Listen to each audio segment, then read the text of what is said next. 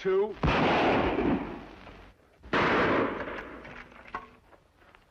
Shots come from there. That means trouble, Tonto. Let's have a look.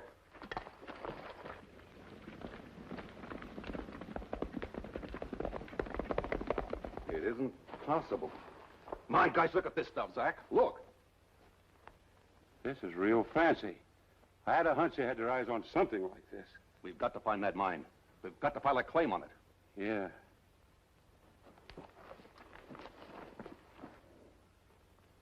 Why didn't you shoot him in the arm? You didn't have to close his mouth. He wasn't going to shoot you in the arm. He'd have plugged you dead center. Yeah, but you had time to aim. He didn't. We could have made him give us the location of that mine.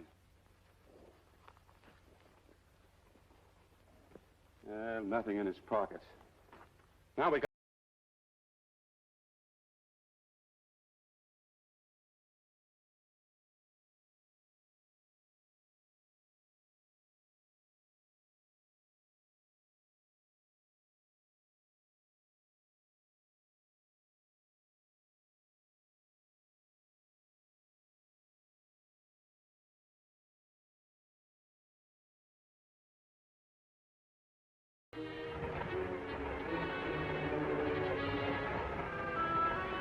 Now remember, boys, this time I want no live passengers left aboard. Understand? Shoot to kill. We don't have to do that, dude. Passengers don't cause trouble. Maybe not. This time we shoot them. Understand, Hank? Yeah. All right, you and Bart, stop the stage. Rawhide now, cover from here. Get moving.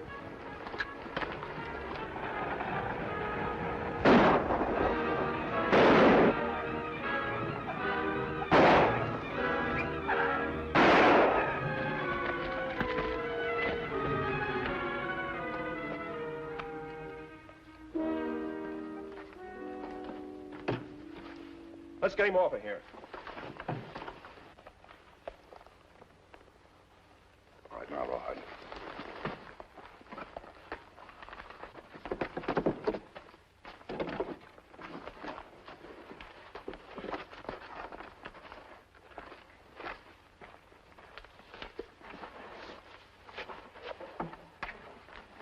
Hey, dude, take a look at these. They're addressed to the sheriff at Running Creek. Freedom, Rawhide. Wanted for murder and armed robbery. The masked bandit, known as the Dude. $5,000 reward, dead or alive. 5,000 chicken feed. They underrate me. Chicken feed? That's $5,000 more than we got. He's right, dude. This job is supposed to get us a lot of loot. Why, this stage hasn't even a strong box. All we get is a lot of handbills. That's my sentiments, too. If you gentlemen are dissatisfied with my leadership, take a look at this. It's a ticket for $100,000. 100,000? What's the deal, dude? This is a letter from the president of the Overland Express Company introducing Vice President Sam Martin, our late friend here, to the Running Creek office. I don't see where that's going to get us any more money. You wouldn't, Bart, so suppose you keep your ears open and your mouth shut for a while. That's telling him off, dude. This letter says that Martin's to pick up $100,000 in gold at the Running Creek office and take it east. All the agents along the way are to give Martin any help he needs. But that's Vice President Martin. Yeah, and he's dead. Why, you boys suppose I had you hold up the stage and shoot all the passengers. I want to present you with the new Vice President, Sam Martin. Dude, you're a genius. You had everything all figured out. Yeah, but wait a minute. Suppose the agent at Running Creek knows the real Sam Martin. Well, suppose he does. I say 100,000 in gold is worth a few bullets. Let's go. What about our horses? We don't need them. From now on, we're riding first class. Up in the boot, Bart.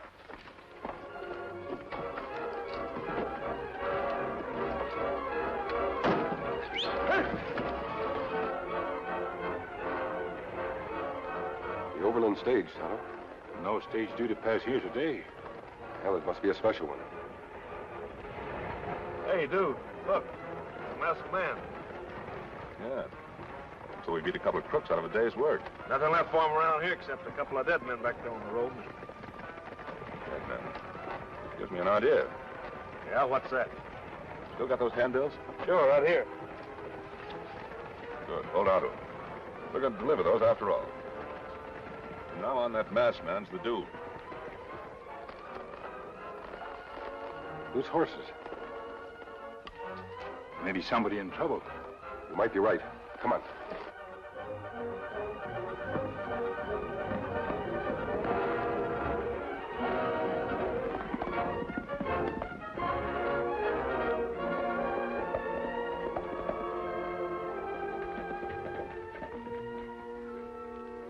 Tonto. Look.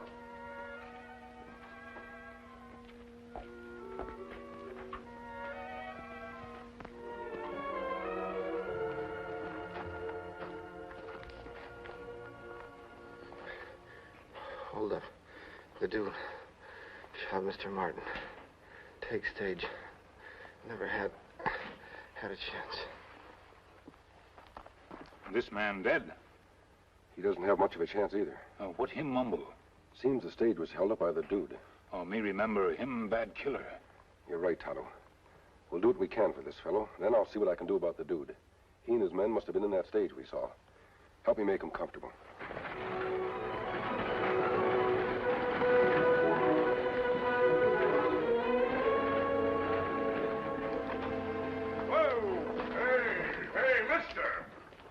Treat them horses that way, pulling them up like that? And you know it ain't decent to treat a horse like that. Why, a horse... Listen to the way I tell him, my good man. Where's the agent in charge? Mr. Judkins. Here he is. Yes? Well, I'm Mr. Judkins, at long last. My papers.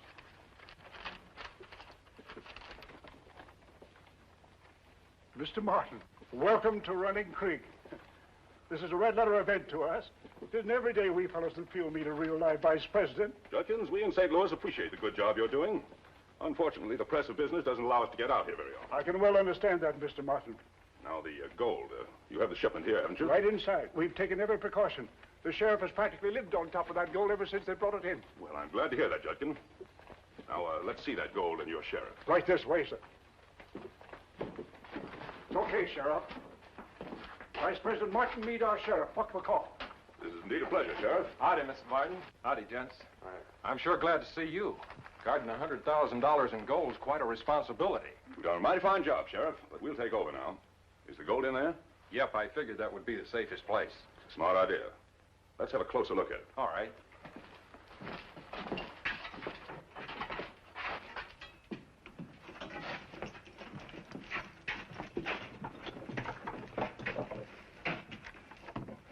There it is. $100,000 in gold. Hey, you, Mr. Martin. Don't count on using them same horses again. They're all stove up. Why, you ought to be ashamed of yourself allowing your men to whip beautiful horses like they are. Horseface. You're talking to Vice President Martin. Well, I don't care who he is. Any galoot that treats horses like that, well, he ain't no good. He's just not human, that's all. You will have to excuse Horseface, Mr. Martin. He's so fond of horses, he's beginning to act like one. That's all right, Judkins. I had him pegged as an eccentric the minute I saw him. Oh, by the way, Sheriff, we were waylaid by a gang of road agents a couple of miles outside of town. Waylaid? Yes. We shot a couple of the men and got away. Had a pretty good look at the leader. He wore a mask and rode a big white stallion. Hank, show the sheriff those handbills. Sounds to me like the masked man's the same bandit that's on these bills, Mr. Martin. I'll watch out for him. You be careful, Sheriff. From what I know of the dude, he's dangerous. So am I. Just wait till I run across him. All right, boys, let's get to work. Well, Tonto, we've done all we can. I'm going to see if I can find a doctor. You stay here with him.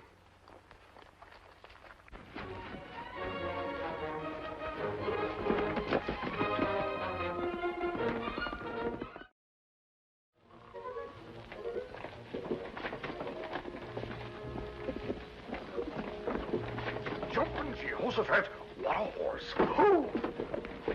What a magnificent animal. The finest looking piece of horseflesh I've ever seen. And you can take it from Horseface Jackson, who knows his horses. Why, you're wearing a mask. I'll explain the mask later, Mr. Jackson. When did the stage arrive? Oh, about an hour ago, an hombre by the name of Sam Martin was aboard. Vice president of the company. I see. By the way, is the sheriff in? Reach. I'll be back later, Mr. Jackson. Glad to see you, Sheriff. I'll bet you are. I came here to report one murder and possibly two. A gang of outlaws held up that stage outside of town. Outlaws? Get inside. Certainly. I'm thinking you're wrong, Sheriff. You can always tell a good man by the way he treats his horse. The masked outlaw. What'd you do, just walk right in, Sheriff? Sure did, on that white horse you described. Fits the description of the dude to a T. So he's the man, all right. Sheriff, I wouldn't ride in here if I were an outlaw. This man and those outside arrived on that stage, they're the ones I'm after. Now listen to that. If he weren't a murderer, I could find it in my heart to admire such colossal nerve. Sheriff, do your duty. Wait a minute, Sheriff. Now, you better lock him up, Sheriff. You're right. Now to have a look at that face. Mr. Martin, the stage is all loaded and ready, sir. Oh, thank you. Don't you want to see this guy's face? No, save the unmasking for later. I've got a schedule to keep. All right. Come on, you, inside.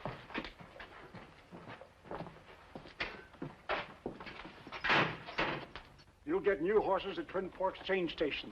That's 5 hours' drive ahead. Present journey east, Mr. Martin. Safe trip, sir. Goodbye, gentlemen. I shall never forget your kind cooperation. Oh, don't forget to keep an eye on the dude. Oh, don't worry.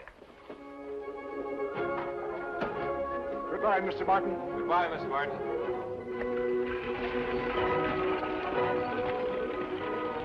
Goodbye, Gold. What do you mean by that, horse face? Just what I said, Buck. That hombre or anyone else that treats horses the way he does, well, they ain't no good. I wouldn't trust him with a pine nut, let alone $100,000. That isn't any way to talk about Mr. Martin. He's a vice president of our company.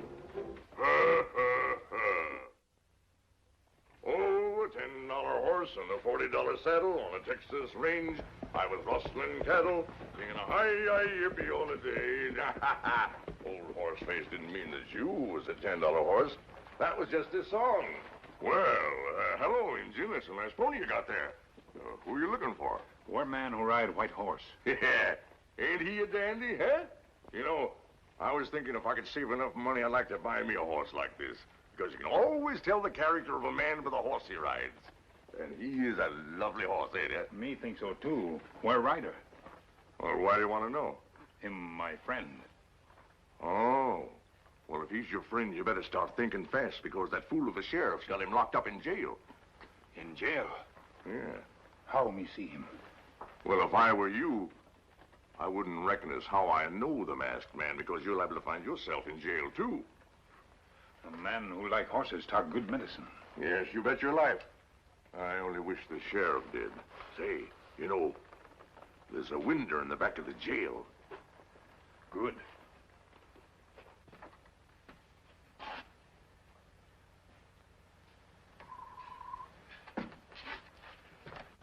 Kimasame. I was hoping you'd come, Tonto. How's the driver? Him die.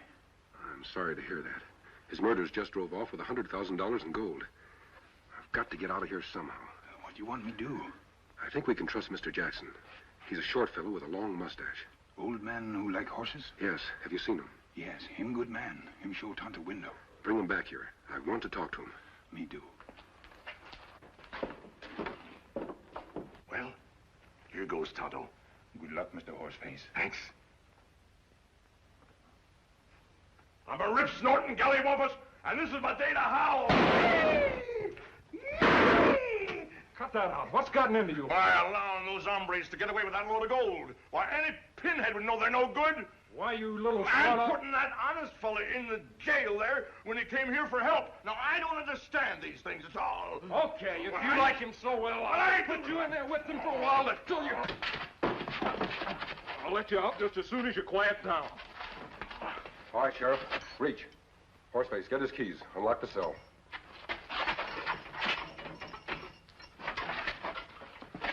Inside. You can't get away with this. I'm sorry, Sheriff. But I have to overtake your friend Martin and question him. Horse is ready, Kimasabi. Good. Mr. Jackson, give us a half-hour head start, then turn the sheriff loose. Just as you say, friend. I'll get you for this if it takes me the rest of my life. You'll have your chance in a half hour, Sheriff. Be sure and bring a posse with you. Don't worry. Come on, Tonto.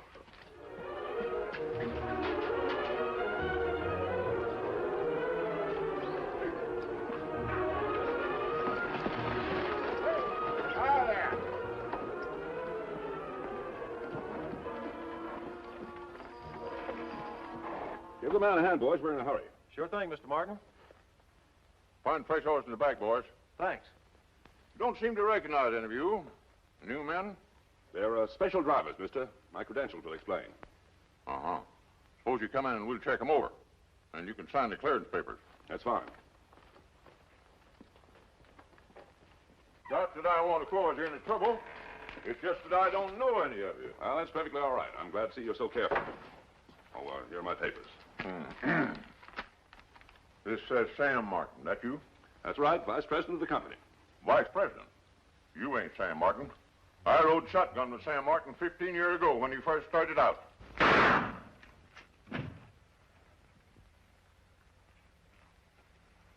Doesn't pay to know Sam Martin, does it, Rawhide? No, it sure don't. What happened? He knew Sam Martin. Oh, You got those horses ready yet? not yet. We just were... Well, get out of here and get to work. Take that agent with you. We haven't got all day. Don't worry, dude. With a share of that gold, we won't take all day.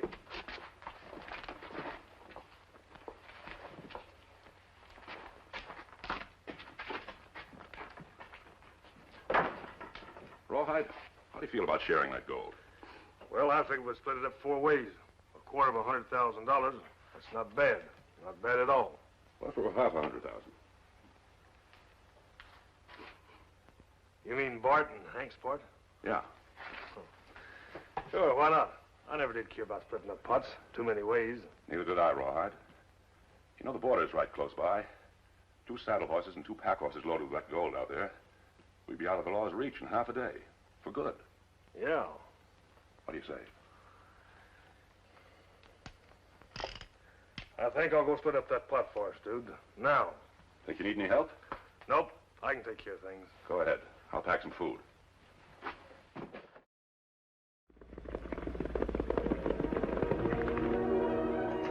Hold it, boys. What do you mean, Rawhide? Dude changed his mind. We're leaving the stage here. Saddle him up. We're riding. Well, what about the gold? We can't carry all that gold in saddlebags. We'll carry it on pack horses, stupid. Well, we can't travel fast that way. We don't have to. We're heading for the border. Now slap them saddles on them nags and make it fast. All right, Rawhide.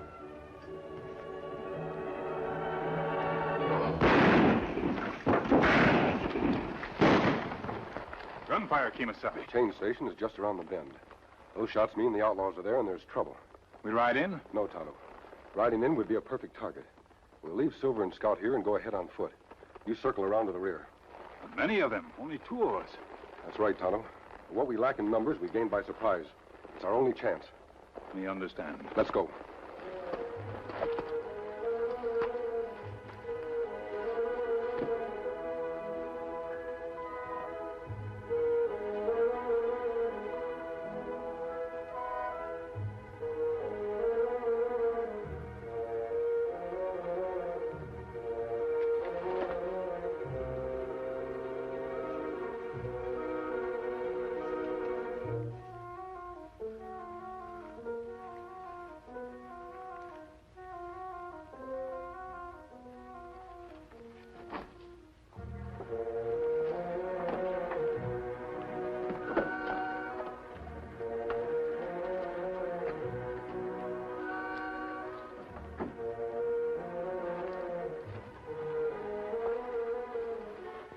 What happened?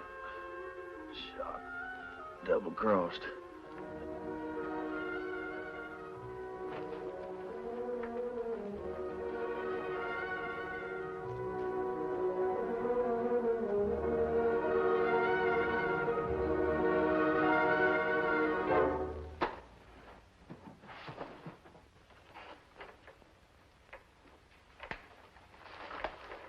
All set, Rawhide?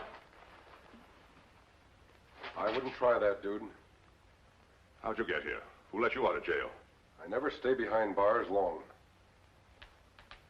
All right. What do you want, a split? Well, I'm taking you into Running Creek to stand trial for murder. Oh, that's a daydream, mister. My men are outside. You haven't a chance.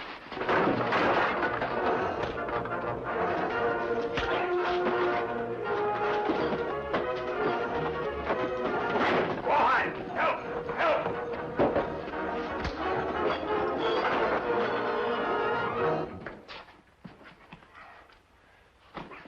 Clever trick, dude, but it didn't work. All right, mister. Reach.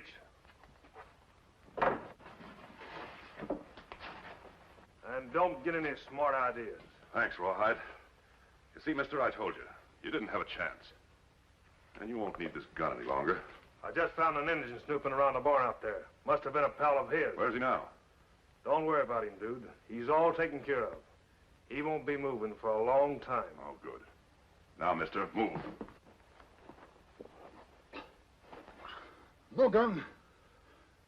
Take mine, Injun. It feels no good. Let me shoot this guy, dude, so we can get it over with. Don't be impatient, Rawhide. I want to see what's under that mask. Before you do that, dude, you'd better make plans to get out of here. There's a posse on its way here now. Fairy tales, mister. The dumb sheriff at Running Creek thinks I'm legitimate. Yes, but he doesn't think I am. He's after me right now.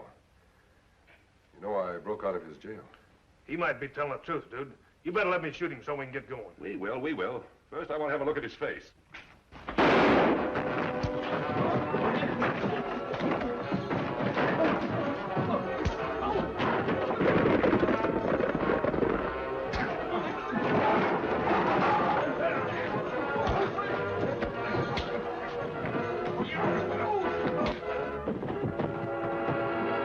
Got here just in time, Tonto.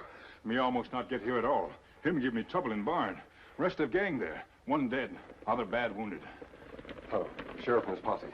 Them still after you. What we do? We stay here, Tonto. If I can't convince the sheriff who the dude is, perhaps the wounded man will talk. All right, masked man, hoist him. You too, Injun. Mr. Martin. That is Mr. Martin, gentlemen. Him the real dude. You still trying to make that story stick? This time I can for sure, Sheriff. Yeah? A wounded man in barn. Maybe him talk. All right, we'll see about that. And that's the whole story, Sheriff. I see. Well, stranger, Bart's confession's told all. I sure owe you an apology. And 100,000 thanks for that gold you saved. You get it, Sheriff. You got the dude and the rest of his gang. You won't have any more trouble. Jim, take those two cutthroats outside. Yeah, and watch him close. Any thief that treat horses like them two hombres deserve to be hung for that alone. Say, there's a $5,000 reward for the capture of the dude. It all belongs to you two. Give it to Mr. Jackson. Old Horseface here? Him, Mr. Horace F. Jackson. Good horseman. It's for that new horse you've always wanted, Mr. Jackson. Oh, no, but do you mean it? Of course. You see that he gets it. Well, it's all right by me, if that's the way you feel about it. You'll pardon us, we have work to do. Come, Tonto. Take care of that horse. Yeah. He doesn't stay long in one place, does he? I'll say he doesn't. Sure a fine fellow, mask and all. I wonder who he is. He's the fellow that folks all talk about. Who's that? None other than the Lone Ranger. Hi-yo, Silver! Away!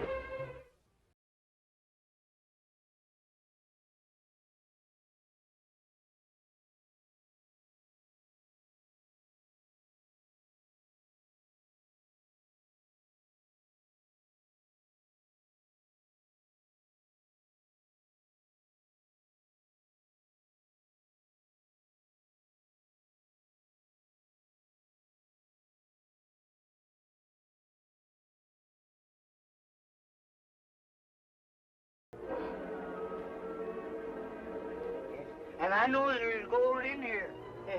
I know it's in here because I can smell it. You know you get like I am. Yes, sir, you can smell gold from a mile away. Hey, all right, come on. Get going. Turn it on, take over, Mama.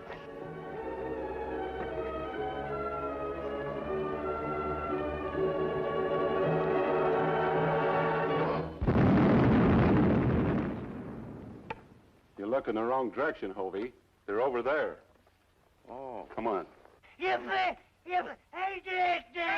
Come here, boy, come here. Look. Oh, yeah. Look, we struck it, boy, we struck it. Look at there, it's pay dirt. Yeah. Gold. Yeah. Look at it, boy, just look at it. We struck a bananas, boy. We struck it this time. You said it would be here. Oh, I knowed it was here. Yeah, but it's bigger than I thought it was. This ain't just an ordinary gold strike. No, this is an important one. That's why I want you to keep it under your hat, boy. Don't you lay your tongue to it. Don't tell every soul. Not till you get to the land office and register it, you hear? Don't worry, I won't. You want anything special from town? Oh, no, it'll wait. You know what I'm going to do? I'm going to get me a brand new set of store teeth made out of this gold, too. Say, oh, yeah, you better stop and see your pa. Yeah, 'cause you know he'll be pining for you. That works both ways. Yeah. Oh, wait a minute. Don't go. I want to give you the bearings of the location. I don't need it. I've got it in my head. Oh, that's good. You keep it there, boy. Keep it there. Oh, Joe. Oh, boy. Come on. Yeah. Oh, Joe. There he is. Looks like a man riding with something on his mind. Yeah. I'll wait for him here. Get over the bushes and cover him.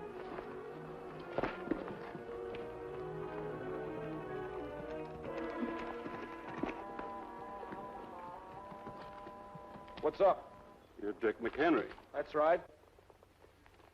Thought I heard some blasting. So did I. Somebody working a mine around here? That's a fair guess. You and Ed Dudley.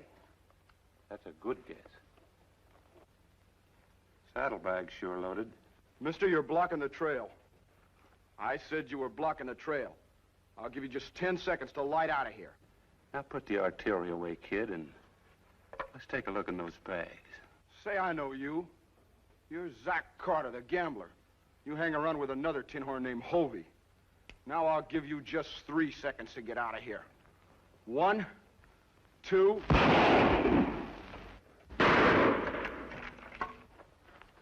Shots come from there. That means trouble, Tonto. Let's have a look.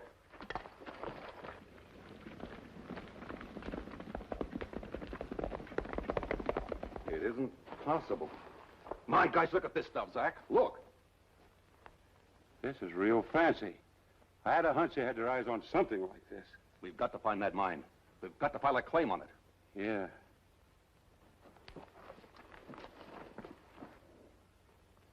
Why didn't you shoot him in the arm? You didn't have to close his mouth.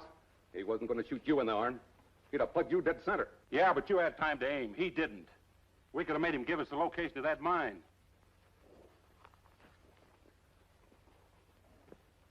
Nothing in his pockets. Now we got the job of finding it. Maybe he's still alive enough to talk. Hey, McHenry! Oh, quit wasting your time. He's through. About the only thing we can do now is backtrail him. Go to the mine? Say, that's a smart idea. Do you know how to trail? No. I thought maybe you did.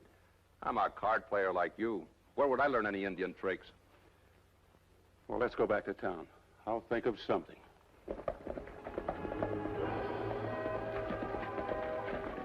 Tonto, down there.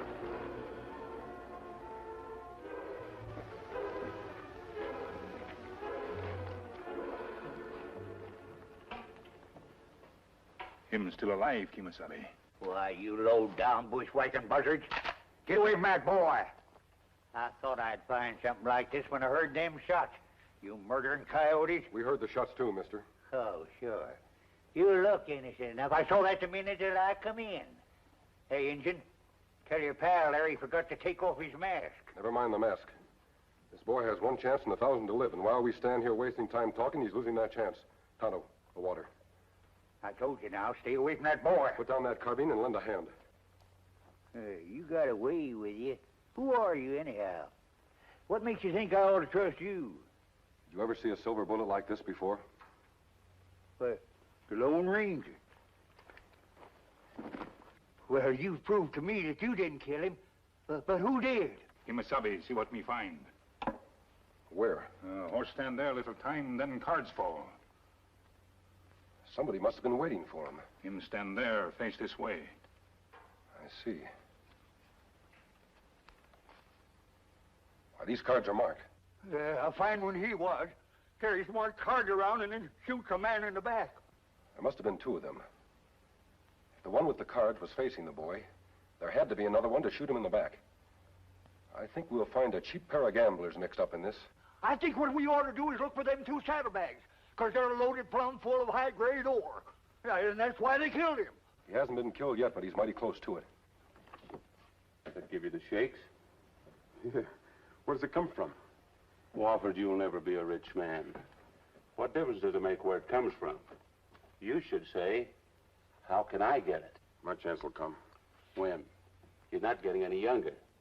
You've been in this hole so long, Wofford, you're going to die in it. There's big cities, like New York, London, and Paris. Do you think you'll ever get to see those big cities, Wofford? You're feeling pretty chipper. I bet the fellow you got this from don't feel so good. Do you think we stole this, Walker? How else would you get it? You bring it in here and file a claim on it and make me feel like a fool. Is it my fault I didn't get 2 bits? I don't get any chances. But is that my fault? There's 2 things wrong with what you said. First, we can't file a claim on this because we don't know where it is. Second, you do get chances. And we're going to give you one right now. Do you know how everybody thinks that Ed Dudley and young McHenry knows there's gold in the hills? Yeah, that old desert rat. That's just a lie to get himself a grub stake. No lie. This is it. How's that again, the way you say I should talk? How do I get it? He sure learns fast. How do I get it? Like this. You get 1/3 in this manner and to wit. If Ed Dudley or old man McHenry comes here to file a claim in the Unfriendly Mountains, you don't file the claim. You give us the location. Oh, you can't do this without some killing. Does that bother you? Sure. There has to be a killing, Wofford. Now wake up. Now that you know all about this, you better line up with us, or you'll be the first man to die. I got another ace up my sleeve. I think I know how to make old man McHenry lead us right smack into that mine. You don't know him. I mean, you're new around here. You never saw him get mad. I want him to get mad. That's what I'm counting on. I want him to get so mad that he'll strap on his guns and go looking for Ed Dudley.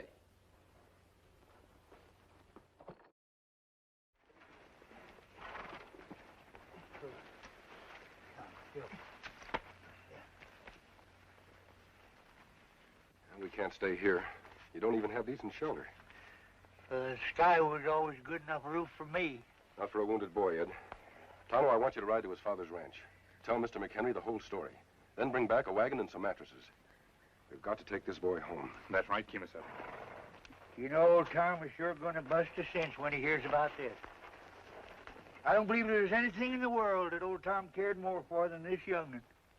I'm going to ride to town and see if I can match those cars to the man who dropped them. You keep your eyes open for trouble. Well, do you reckon them tin horns will keep trying? Yes, Ed, they're bound to now that they've seen what came out of this mine. Wait just a minute. There's one thing I didn't tell you. See, Dick here was on his way to the office to file the claim. And it's not yet protected. Why, shucks, no. Why, anybody could grab it that would jump us.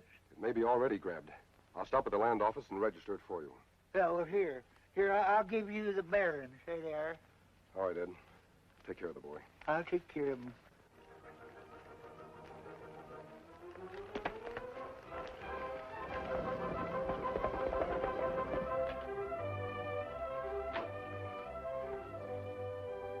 What do you want? Heard a rumor. Thought it would be a friendly act to ride over and let you hear it, too.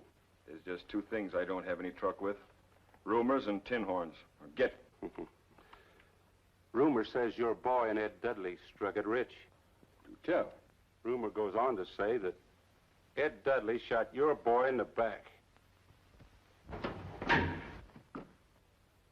Pull it out, you crazy fool. You got part of my skin.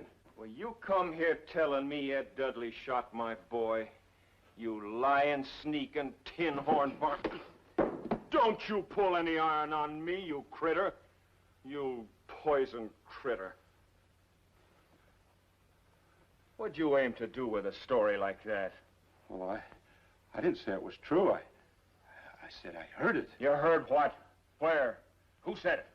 Well, turn me loose and I'll tell you. When I get good and ready. And you answer me when I talk to you. Well, they were talking about it in town. A saddle bump came in, and he came into the saloon, and he was talking about it. Yeah, he said he saw it. Go back and tell him he's a liar. Go back and tell him the next time he talks against Ed Dudley, I'll ram the lie down his throat on the end of a .45. Pull yourself out.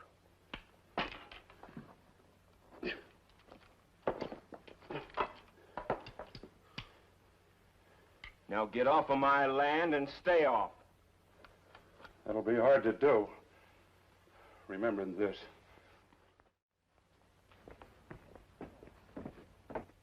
How, Injun? How? Well, you're on the McHenry Ranch. What's your name? Me, Tonto. Tonto, huh? Well, you want something? You hungry? No time to eat. Me bring bad news. You too? Your son, Dick, him get shot. Go on. Him find gold, ride to file claim. Somebody shoot him in back. Mm-hmm.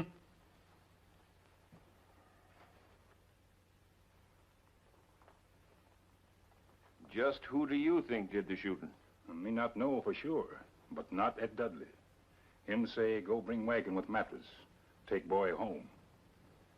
You telling me the truth, Indian? Somebody shot my boy? How bad's he hurt? Plenty bad. All right. Run over to the bunkhouse and tell the boys to give you a couple of mattresses. I'll get the wagon ready. We'll go after him. Go on. Hurry up. Well, did he fall for it? Why, that crazy old vinegaroon.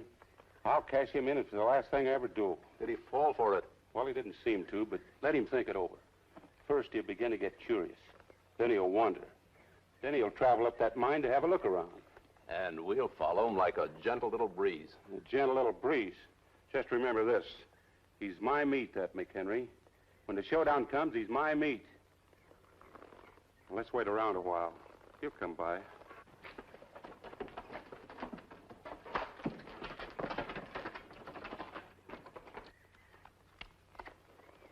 Here he comes now. It worked. Ed, I'll tag along after him. You go into town and hang around that land office. What for? Wofford can take care of that angle. Wofford's a worm. If anything goes wrong, he scares too easily. Now go on to town. Unfriendly mountains. But it's here. Just about here.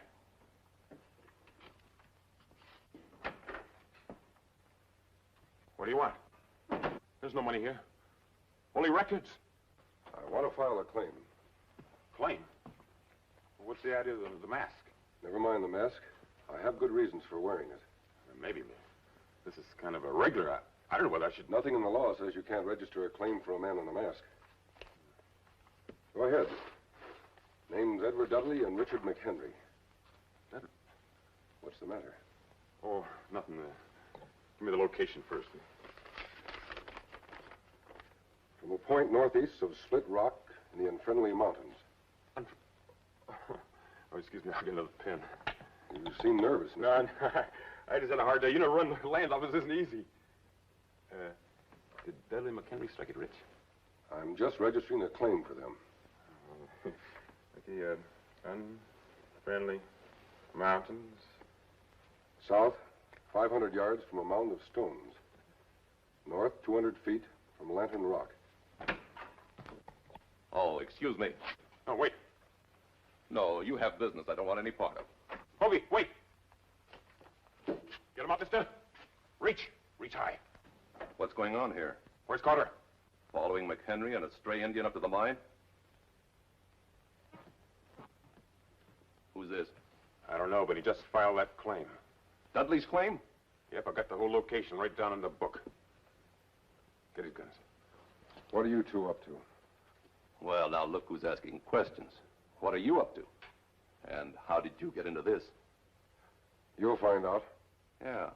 Wofford, cut the page off that book. I'll take care of the claim and him, too. Tear it out, huh? Not a bad idea. Keep your hands off. Remember what June Carter said? How do I get it? Well, I learn fast. Carter will get... I'll get him first. And you, mister, I'm taking you in for killing this man.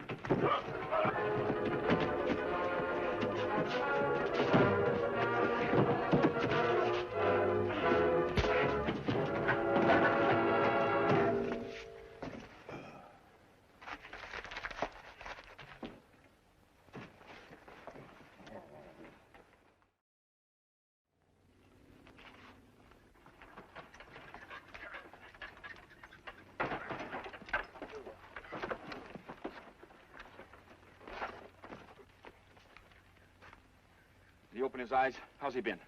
Oh, I wouldn't worry too much about him, Tom.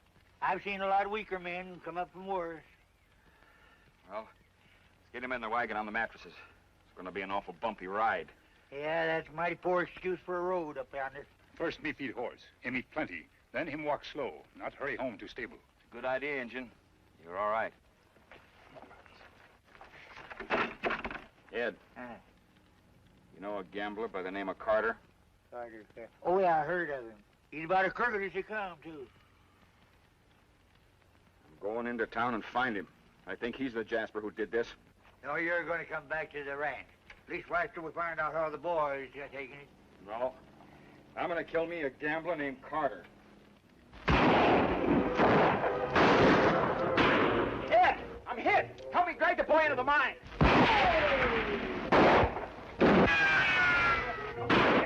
Keep him covered, boy.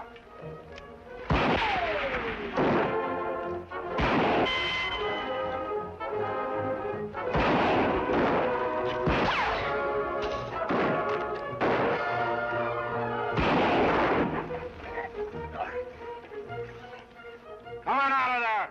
Throw out your guns and come on out!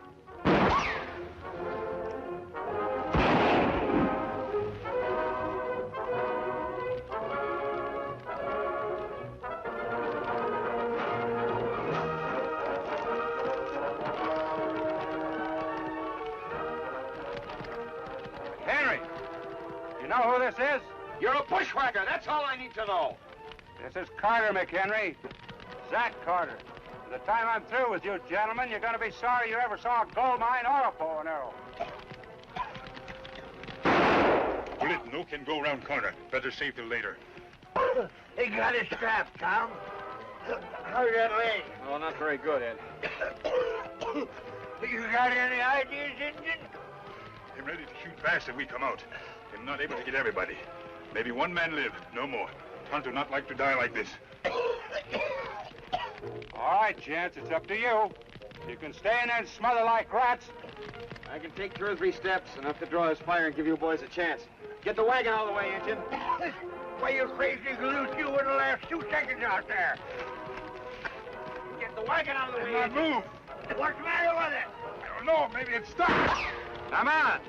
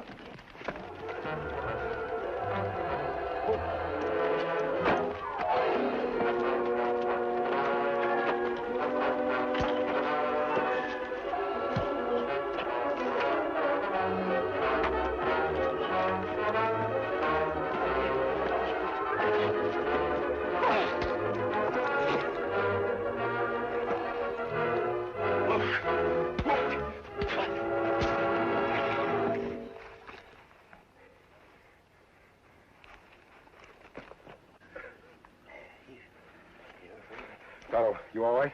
You come just in time, Kimisami. I'll fix up the wagon, then we'll take them to the ranch. Me, I'm all smoked up inside like the side of bacon.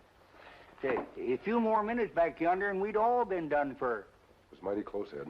And you quit grumbling about being cheated out of that other gambling critter. We've had enough smoking gunplay around here for today. I'm going to see Walford into jail. I'd like you to keep your temper and see that he gets a fair trial. I'm not bothering about Walford. Only thing I care about is his boy. Of course. I'll send the sheriff to take this one in. And don't you worry about the boy either. I'll see that he's kept in a quiet place. Hey, look, he's coming to. He's opening his eyes. Hello, Dad. I thought I heard some shooting. There was the sheriff. It's all over now. I opened my eyes once. I thought I saw a man in a mask. Yeah, you did, boy. Yeah, he saved our gold mine, and he saved the whole passel of lives, too. Ed, look. Hey, come back here. Who is he? Who, him? Why, he's the Lone Ranger. Hail, Silver, ahoy!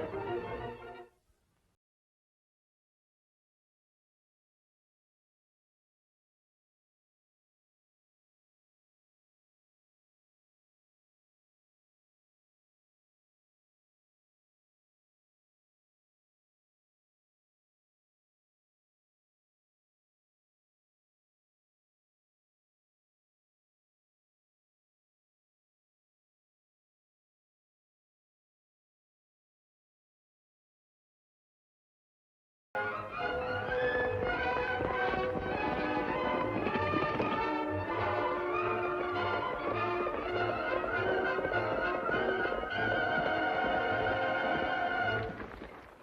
shots I heard came from somewhere around here, Tonto. Look, Kimasabi. Blood. Tonto, listen. There. Man falling. He's injured.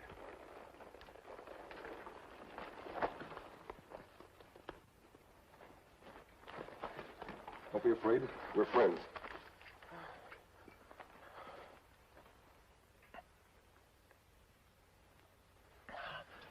Thanks. I'm Jason, express agent. It's no use. They got me good. Did you see who did this? 3 outlaws. Lou Slade, Sam Kirk, and Ruth Watson. Them after money? Gold shipment. On way to express office. Did they get the gold, Jason? No. I held them off while the driver and wagon got away. I've seen Watson before. Can you describe the other 2? One, a big man with... Too late, Kimasabi. Him gone now. Poor fellow, he didn't have a chance. 1 man against 3. We go after them? Yes, Tonto.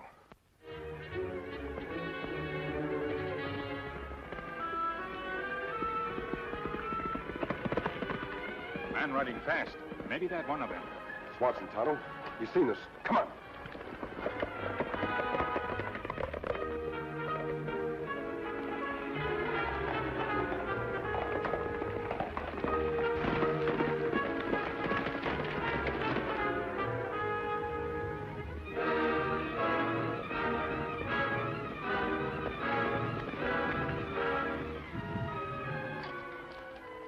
What are you chasing me for? I didn't get any of that hold-up money. I know you didn't. Neither did Slade or Kirk. The 3 of you killed a man, and the law wants you for that. You mean that express messenger died? Somebody aimed too good. Bullet hit heart. An innocent man gave his life to break up that robbery. I'm going to bring the 3 of you in if it's the last thing I do. Where did you leave your accomplices? Back at the crossroads. We figured it'd be better for the 3 of us to split up. You're meeting them again someplace. Where? I don't know. Tonto, it seems that this fellow wants to take the full blame. We'll turn him over to the sheriff. Hey, wait a minute. I'll tell you the truth. We was going to meet in Clarksville. We figured nobody'd know us there. How long ago did you split up? Oh, it's 3 hours, maybe 4. Now, that's the truth, mister. We was going to get some money there and head for the border. Get some money? You mean steal some, don't you? Tonto will take this fellow back, then go after those other 2. Me hear name of Clarksville before. Somebody famous live there? Yes, Tonto. Somebody very famous. Billy Banyan, the town barber. Town barber? What barber do to be famous? Billy has a reputation of being the bravest barber in the state. And just as handy with guns as with scissors. If Kirk and Slade tangle with Billy, there'll be plenty of trouble. Now get going. Huh? Hey, what are you trying to do to me? I just aim to please. Now set back. If it's any comfort to you, I won't be cutting your throat after next week. What do you mean? You can buy my shop and have it just for the asking. Oh, Billy, you're joking. You can't quit barbering. Didn't you just say that a female woman shouldn't be cutting whiskers? You knowed I wasn't referring to you. Why are you quitting barbering? What are you going to do? Well, I got a hankering to be a lady for a change. A lady? You? You think I can? Oh, nobody ever thinks on you as being a lady, Billy. A female, maybe, but a lady? Never. Well, they'll just have to change their thinking because I'm leaving for St. Louis next week. It won't work, Billy. You're one of us. A rootin' tootin' 2-gun gal that's born to the West. And you wouldn't be happy in no dude place like St. Louis. Besides, it takes big money to live like a lady. Well, what do you think I've been saving my money for all these years? I got big money right in my safe in there. You got a lot of other people's money in that safe, too. And if you leave, where are they going to keep it? Ain't no bank in this town. You're the only one that's fast enough on the trigger to guard it for us. Well, they'll just have to guard yourself. I'm going to be a lady, I tell you. Oh, that'll be 40 cents. All right, but take it easy. Can you change a $20 gold piece? I can change any chicken feed you got on you. Wait here.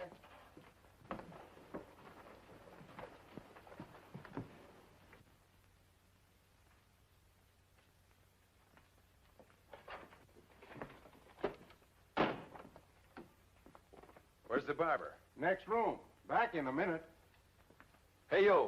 Barber, get out here. I ain't got all day. If I was you, stranger, I wouldn't talk like that to our barber. Billy don't take it kindly. Well, you're not me. And I don't care whether he takes it kindly or not. Hey, you. I said to hurry it up. Hold your horses, mister. Here, Joe, here's your change. Thanks, Billy. Seems like you're in an all-fired hurry to get your hair cut, mister. Quit your blabbing, woman. And tell the barber to get out here and go to work. Well, the barber is out, and I'm going to work on you right now. Oh, lady barber, get away from me. No fool woman's gonna cut my hair. I don't like the way you said that. Now, you get out of here, and quick. Why don't you stick to your knitting and leave a man's job to a man? Because some women can do it better. Like what, for instance? Like tanning the hide of a hombre that's too sassy for his own good. Now, get. I don't take orders from no hatchet-faced female. This goes for you and your shop and your orders. Why, you ornery polecat, you... Hey, get up. Quit, will you? That'll teach you who's the better man. Billy, look out! Oh, a sniveling sidewinder, huh? You're lucky I only skinned your arm. Next time I won't be so easy on you. Pick up your pop gun. Get your carcass out of here. And don't come back. Say, Joe, you go out there and keep an eye on him and let me know if he's got any friends in town. Sure thing, Billy.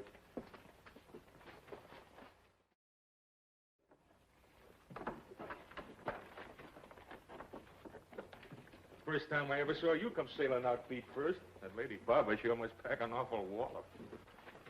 Oh, it's you. When'd you get into town? This morning. Been nosing around. Anybody ask you any questions? Of course not. The trouble is with you, you can't help looking suspicious. Here. Wear this badge I stole. Come on, let's get out of here. I tell you, I'm worried. Why should Roof take any longer than us getting here? You could have run into some trouble. Yeah, and blabbed about where he was meeting us. Roof wouldn't do a thing like that. I don't trust anyone. We got to get out of here. With what? We're dead broke. If we'd only gotten away with that gold shipment. Ifs don't count. We got to get our hands on some money some other way. I suppose you got an idea. That's right.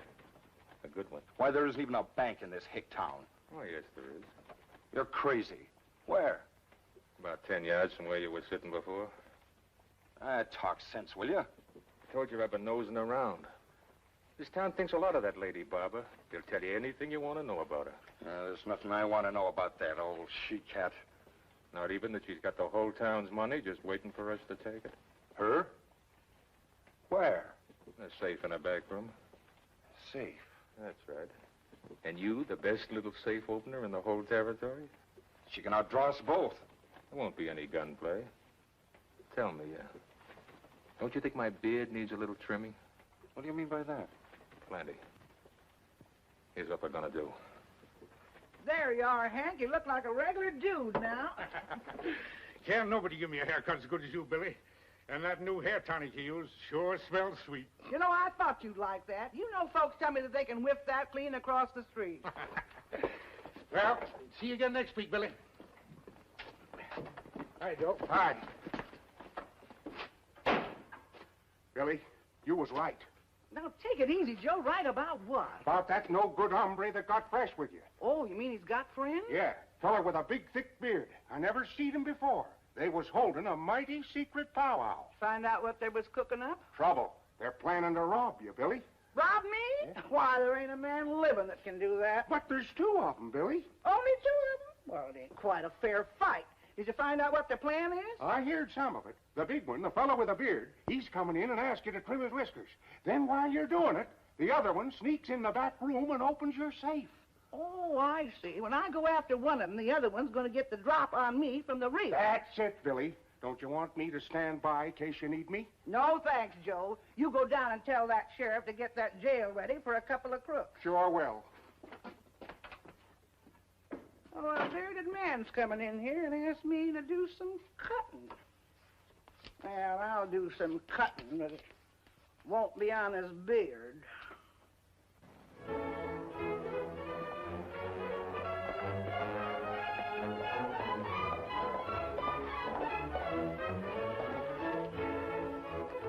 Clarkville's just through those trees, Tonto. We camp here?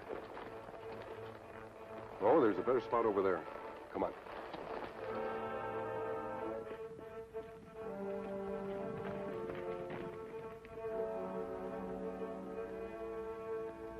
Where do you think best place to look for Slade and Kirk? That's hard to say. They could be hiding in town or outside of it. The description we have of those two doesn't help much. They may be hard to recognize. Them been on road many days, riding fast. No time shave or clean. Maybe them look plenty suspicious when them reach town. That's just what I was thinking, Tonto. Where's the first place they'd head to change their looks? A barber shop. You want me go there now? Ask Lady Barbara if her see any suspicious characters? No, Tonto. I've heard so much about this fabulous Billy Banion, I'd like to look at her myself. I'll ride in with you. You go to barber shop and mask? Then the whole town maybe think you bandit. Don't worry, Tonto. I'll wear a disguise. Let's see. I could go as a rugged old Indian scout. With a long mustache and a full beard that needs a cutting. I reckon is how I could ask the lady barber for a trimming.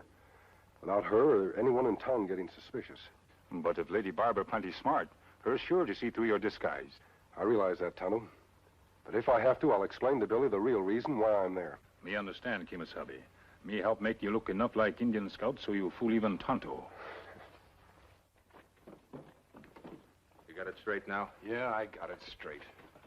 As soon as you go inside, I sneak around to the side and crawl through the window. That's right. Now keep as quiet as you can. But if she does hear you, I'll have my gun on her before she can make a move.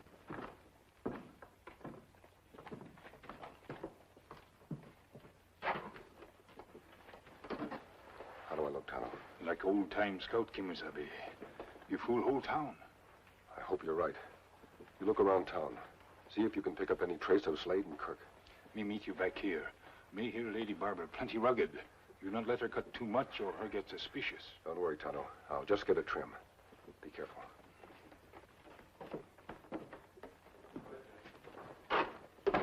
Now, let's go. Hey, wait a minute. Looks like somebody beat us to it. Reckon you could give me a little trim?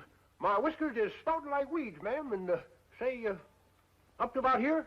Why, sure, mister. Climb in. I'll fix you up good. Take your hat off. Never mind the hat. I'm a-keeping it on. You're, new in this town, ain't you?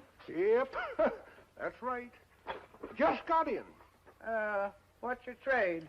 Oh, might say I, was a hunter. Oh, a hunter, huh? Well, that's mighty interesting. When you, do your hunting, do you, usually wear a mask? A mask?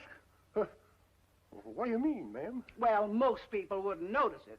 But it's a barber's business to study faces. And yours is mighty tan, excepting around the eyes. And that's the outline of a mask, mister. An outlaw's mask. Now, hold on, ma'am. Don't move or I'll cut your gullet. I know all about your little scheme to rob me. Look, Mrs. Bannon. I'm no outlaw, and I didn't come here to rob you. Oh, so you even used a fake voice on me. I ought to do away with you right now. I'm not who you think I am, Mrs. Bannon. And I suppose you're not working with a friend. Yes, And I suppose he's not due here in a little while like you told him to. He's coming here, but only to help... Oh, shut up. I've heard all I want out of you. And when your friend sneaks in that back room, I'm going to let you have it first and then him. And nothing you'll say will change my mind. Your friend's a little late, ain't he? I take it back. He's right on time. You in there. Come out with your hands up or I'll put a bullet through your friend's head. Stay where you are, Tonto. Dead burn it. It's the first time I was ever tricked by a man and he got away with it. Kimasabi, what happened? It seems that Mrs. Bannion was expecting unwelcome visitors, Tonto, and mistook us for them. Oh, so there's an Indian mixed up in it, too. Where's that other no-good hombre that I threw out of here this morning? What she mean? Oh, don't play possum with me, you ornery polecats. I know why you're here, and you can kill me, and I won't tell you the combination to my safe. We don't want to rob your safe, Mrs. Bannion. All we want is some information. Well, that's a mighty pretty speech, mister. How can I believe you? You got any way of proving it? Yes, ma'am. Just one way. Here's your gun. Would I give it back to you if I expected to rob you? Well, I'll be darned. Now, will you tell us who you were expecting? Well, I don't know rightly, mister, but I had a warning that a bearded man and another hombre was coming here to hold me up. And maybe they're still planning to. And if they're the ones that Tonto and I are after, I'd like to get a confession out of at least one of them. You think there's a way of doing that, mister? There's a way of trying to do it.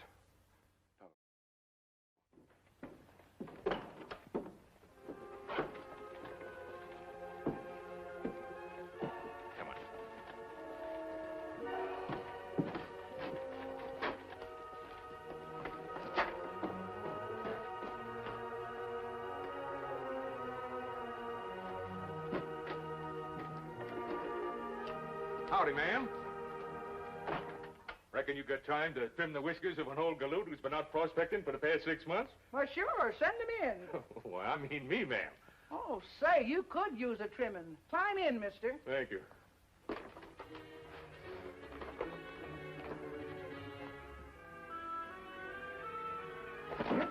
Do not make noise. We know your plan.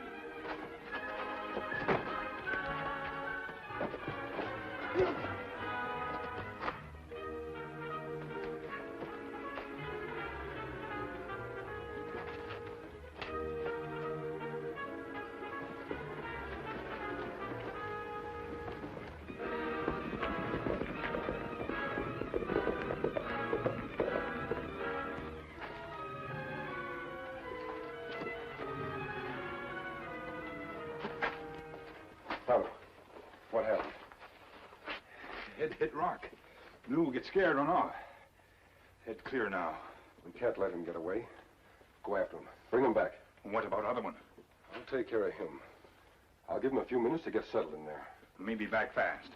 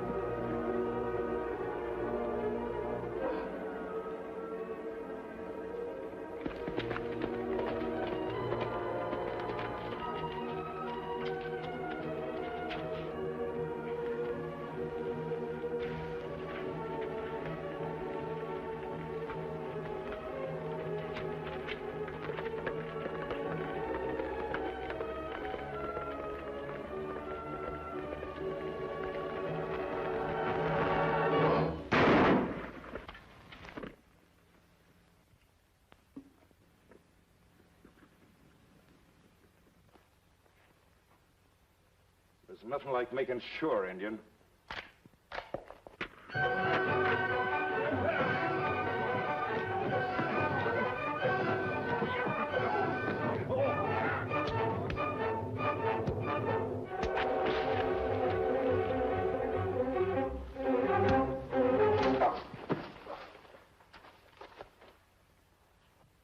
You got a mighty fine bushel of wheat here, mister. Say, friend, you're mighty fidgety. I'm not used to sitting still for so long. Say, did you hear something in there? Well, no, lady, you're just imagining things. Oh, no, I'm not. I heard somebody trying to sneak in my back room. Stay where you are. Drop that gun. I got it covered, Lou. Get to work on that safe. Yeah. Well, don't be all day about it. Hey, who are you anyway? I'm a man who takes what he wants, even if he has to kill to get it. Oh, you don't say. Then you must be one of them sneaking coyotes that held up the express wagon in Eastland and killed the agent. That's right, lady. I shot him. And you'll get some of the same medicine if you make one funny move. What's the matter, Lou? Can't you open it? Uh-uh. You must be slipping. Get in there, you.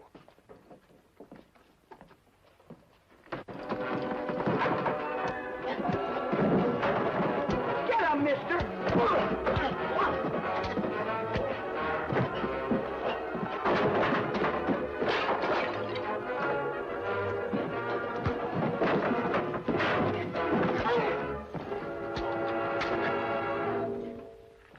Nice work, mister. Say, I'm sure glad you warned me about that mask of yours. You know, you look mighty different without that beard. Say, you are that same hombre, ain't you? Reckon you could give me a little trim? Oh, thunderation.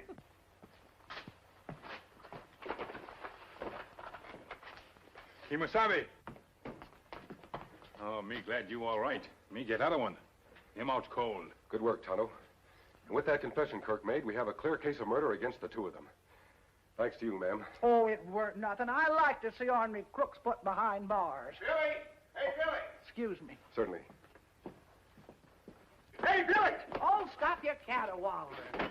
I've been telling folks you was planning to leave town, Billy, and they're holding a mass meeting to stop you. They say we just can't get along without you. Won't you change your mind? Well, after all the fun I've had today, I guess I'll have to. You know, like you said, Joe, I'm a two-gun gal. And if I go to St. Louis, why, I just naturally couldn't stand the quiet. Say, didn't I send you to see the sheriff? I just now located him, Billy. He's coming right over and catch them two killers when they try to hold you up. Well, you darned old fool, they've already been caught. What? You mean you done it all by yourself? Oh, of course not. These two here... Why, they're gone. Who's gone? Why, that masked man and that Injun. A masked man, you say? Why, I hear tell of him. They say he always shows up when killers need catching. And you know who he is? You're darned right I know. There's only one person he could be. The Lone Ranger. Hail Silver! Away!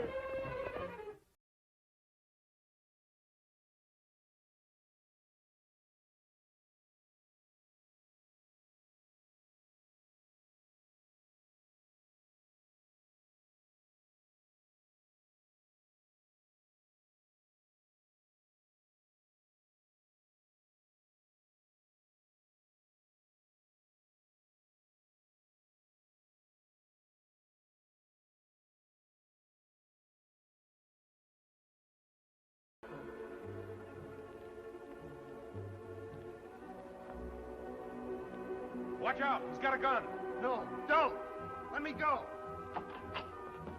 What is it, Henry? Butch Cavendish, Warden. Somebody must have sneaked him a gun. I was just letting him out for exercise period when he pulled it on me. Butch Cavendish. He's the last one I'd want to escape. Tell the guards to shoot at sight. I can't. Why not? Your son Johnny was on his way up here to see you just as Butch broke out. He grabbed hold of him. He's got a gun on him now. Johnny? Yeah. What's Cavendish doing to him? Nothing yet. He says he wants to talk to you. I think he's got some kind of a proposition. Tell him to come in. Yes, sir.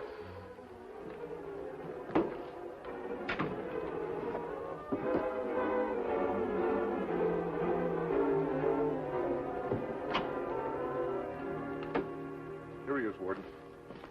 I'm sorry, Dad. He grabbed me when I wasn't looking. That's all right, son. Let him go, Cavendish. I'm giving the orders here now, Warden. You'll never get out of here alive. Well, if I don't, your kid won't either. I'll use this gun on him, and you know I mean it. What's your deal? I'm taking him out here with me. You'll get him back safe and sound on one condition. That you let the rest of my gang go free. Don't do it, Dad. I couldn't do that if I wanted to, Cavendish. Your men aren't here now. They're out to the prison farm. I know that. But you let them go free and they get back. They can meet me at one of my old hideouts. How will they know which one? Don't worry, they will. If they're not there by noon Wednesday, you'll never see this kid again. You'll never make it.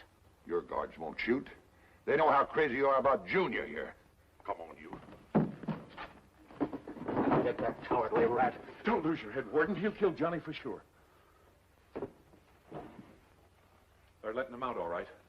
They don't want to risk hurting the boy. What can I do, Henry? You've got no choice, Warden. It's a Cavendish gang or Johnny's life. Let those outlaws free to harm innocent people? No, Henry, I can't do that. But, Warden, Johnny. We'll have to find some other way to save him. But how? Nobody but the Cavendish gang know where those hideouts are. They'll never talk. There's someone else who knows. The man who captured the Cavendish gang years ago. The Lone Ranger. If we could only get word to him. Oh, that's impossible, Warden. No one ever knows where he is. Whenever a crime is committed, he knows. Somehow he finds out. If he could only learn about this before it's too late.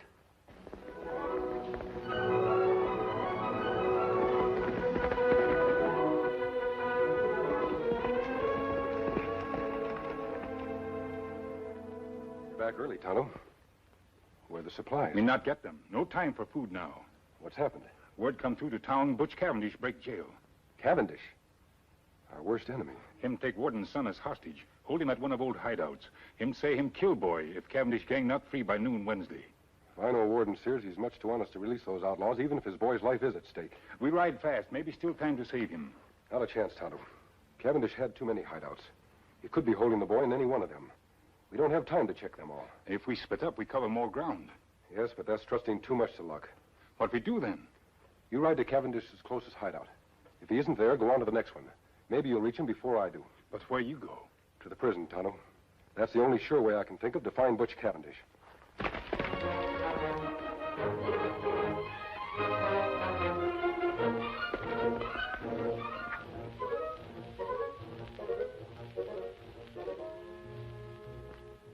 good you're here, friend.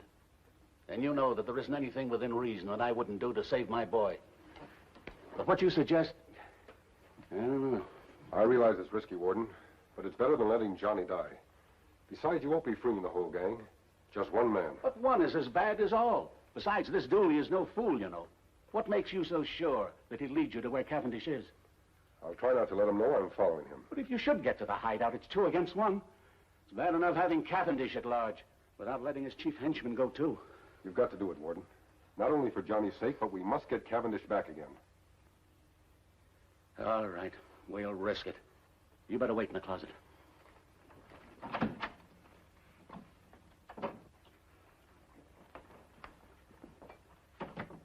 You can bring Dooley in now, Hanley.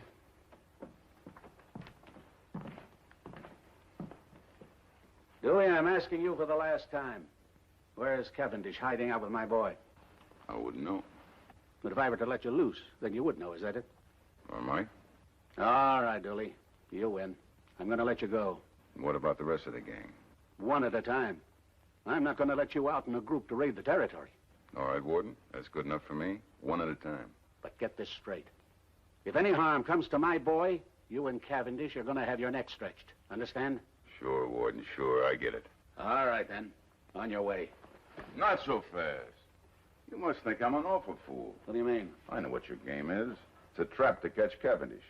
5 minutes after I'm out of here, half the guards in this place will be on my trail. I give you my word of honor that no guard will follow you out of this prison. And what difference would it make if they did? I know where I'm going. They don't. I could lose 1,000 guards by the time I reach Cavendish. Now, you still want to let me go? I want to save my boy at any price. Okay, Warden. I'll go. But on my terms. I ain't tracking around the country in this outfit. I want some new clothes, a horse, and a gun with bullets, just in case somebody should try to follow me. Take him out and give him what he wants, and then let him go. Thanks, Warden. You sure treat us prisoners nice.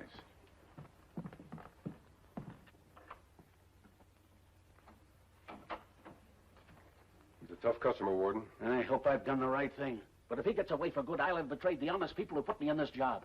Don't worry, I'll pick up his trail as soon as he leaves. But I don't trust him. He's liable to lead you on a wild goose chase. I don't think so.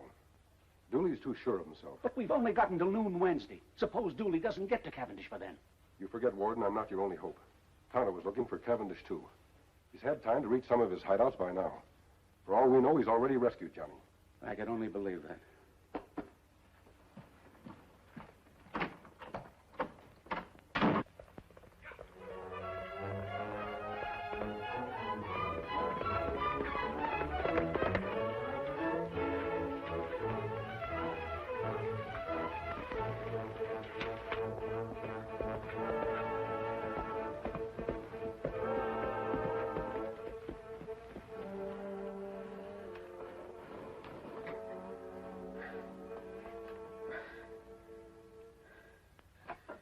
You know, kid, I was loco not to think of this idea before. Now I don't have to watch both doors at once. What are you doing now? Just making sure that nobody takes us by surprise. If they try that door over there, they're going to get an awful headache. If they try this one, they're going to get a bullet in the belly. You can't scare Dad into letting your gang go free. He'll never do it. He will if he ever wants to see you again. Well, I guess I won't be needing these anymore. Dad would be cheating the people that trust him if he let those crooks out of jail. I wouldn't want him to do it even if he could. Shut up! You yap too much.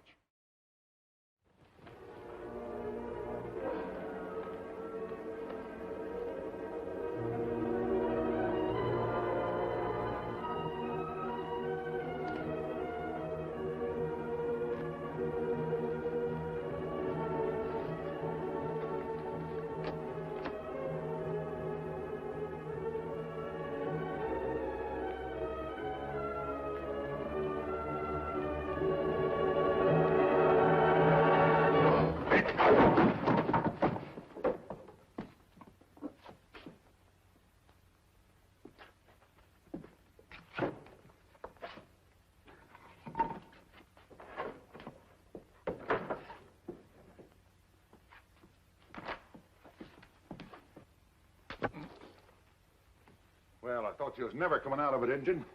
Say, where's that masked man you used to work with? Me not know. Don't lie to me. Where is he? No. Well, I've got other ways of making you talk. No. Wait, me tell. Him in town. Him have business there.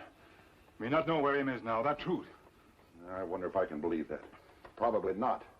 I'm going to go outside and take a look around just in case. And don't you worry, kid. I'll be back to take care of you. Time's running fast. You not be frightened. There's still hope. Don't try to fool me, Indian. We don't have one chance in a million. Who are you, anyway? Me, Tonto, your friend. You not forget, one chance in a million better than none. I'm sorry you risked your life to save me. Now we're both gonna die. You give up plenty easy. We not dead yet. We're as good as dead. I wish you'd do it now and get it over with. What if someone on way to rescue us? Who? Nobody could find us here. Friend of Tonto maybe find us. You mean the masked man Cavendish was talking about? That's right. Oh, what's the use? Even if he did get here in time, he'd be trapped same as you. You not be too sure. Him never say die. You mean you really think there's a chance for us? There are always chances if you not give up. Well, Injun, I guess you wasn't lying. There's no sign of that masked man. Sure hope you boys wasn't lonesome. We're doing all right. Well, I'm glad to hear that. Because there's nothing like spending what time you got left being happy. And you haven't got much. Well, I reckon I better set my little trap again just in case that masked man comes snooping around.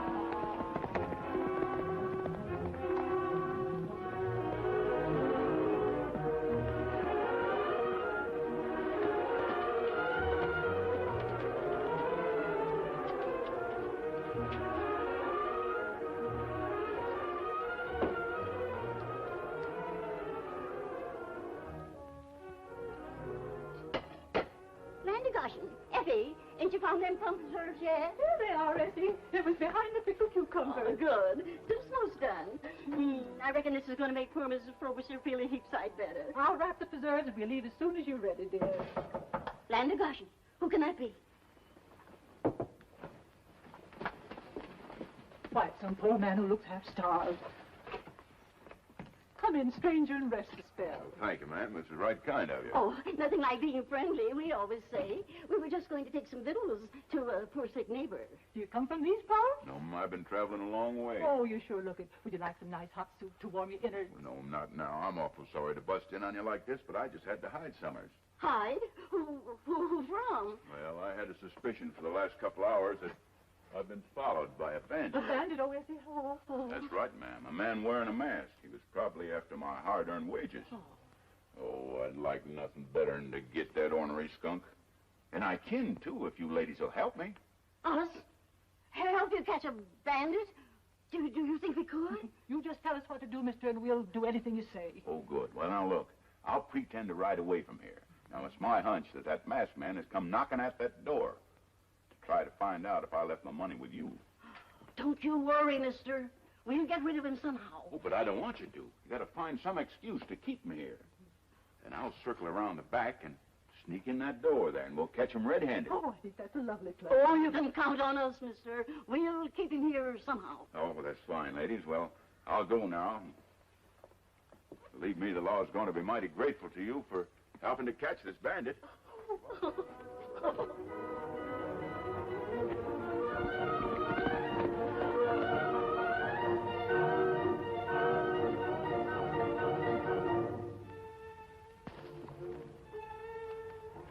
It is a masked man, just like he said.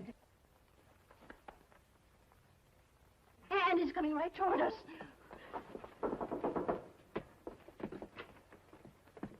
I beg your pardon. Oh, Elsie, we have a visitor. Do come in.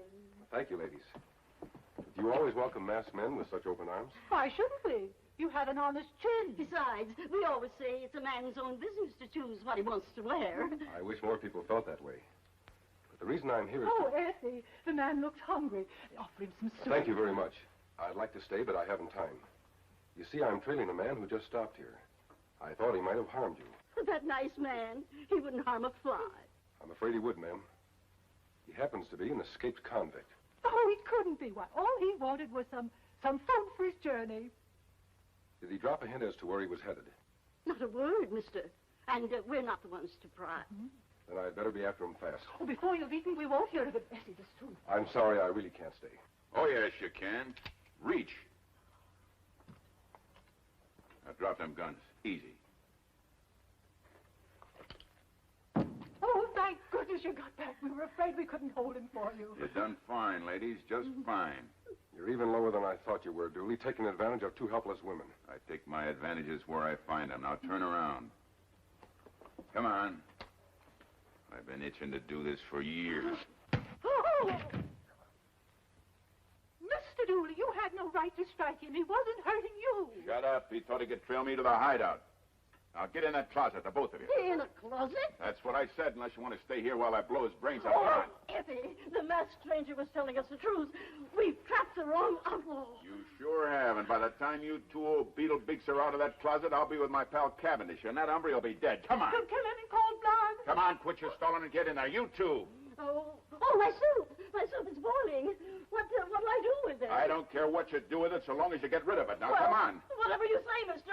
Through. Call us Beetlebeaks, Willie.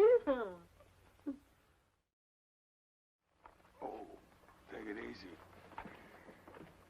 There, that rod ought to ease the pain.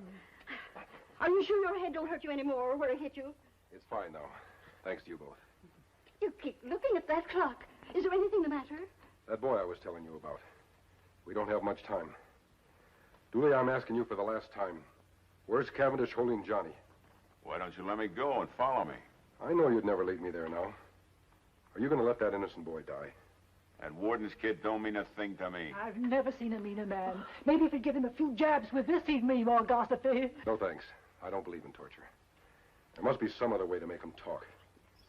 You're hogtied, mister. Supposing I did talk. How would you know whether I was telling the truth or lying? That's easy. Whenever Effie tells a lie, she blushes. Oh, Essie, hush. Wait a minute, ladies. You've just given me an idea. Lots of people blush when they tell lies. It's their hearts that give them away. They pump the blood faster. Mister, I ain't the blushing kind. You don't have to be, Dooley, to give yourself away. I see what you mean. His pulse. That's right, ma'am. Oh, do let us help you. It's a long chance, ladies, but it may work. You keep your fingers on his pulse while I question him. You're a fool if you think I'm going to tell you what hideout he's at. I'm saying no to everything. Go ahead, mister. We're ready. Where's Cavendish hiding? Silver Canyon? No. Twin Forks? No. Eagle Pass? No. Dead Man's Gulch? No. Try him again on that one, mister. Dead Man's Gulch. I said no. Oh, my, yes. That's the one. It must be. His pulse is racing like a house of fire. It's worth a try, ladies. The Dead Man's Gulch is a long ride from here. Take the shortcut over Willow Bridge. Much quicker. I only hope I can make it in time. You ladies keep this outlaw tied up until I get back. You've both been a big help. Thanks. Oh, what a nice man. And just think, Effie, we've captured a real live outlaw. Oh, this is the most exciting time we've had since Grandpa won the horseshoe pitching contest.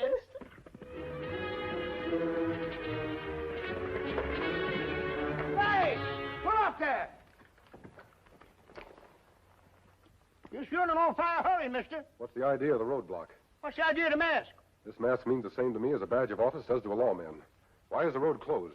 Bridge ain't there no more. The river washed it away last night. Is there any other way across? Not a chance. Look, mister, I've got to get to Dead Man's Gulch by 12 noon. If I don't, a boy's going to die. There must be some other way across the river. Well, why didn't you say so? Follow the stream up here to Eagle Pass. The river's not so deep, maybe you and your horse can swim across. Thanks a lot.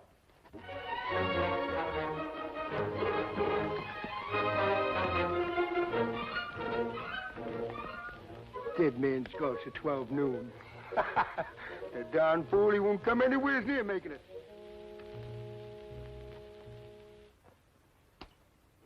I never figured that a father could care so little for a son. My gang should have been here by now. I told you wouldn't let him go. And I told you I'd kill you if he didn't. I reckon we both meant it. How much time?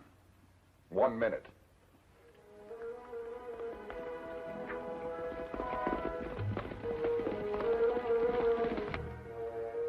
Still doing all right, kid? You not forget what I tell you. Never say die. That's good advice, Agent. Too bad you can't take it. I'll never give up, Cavendish, not even after you pull the trigger. You die hard, kid. With less than a minute to live and both doors tricked up so nobody can break in, and you still figure there's a chance somebody might save you. Oh, I get it. The masked man. Still thinking about him, huh? He's gonna pull a miracle, sneak in just in the nick of time. Him come of him can. From out of nowhere, I suppose. That's right. From out of nowhere.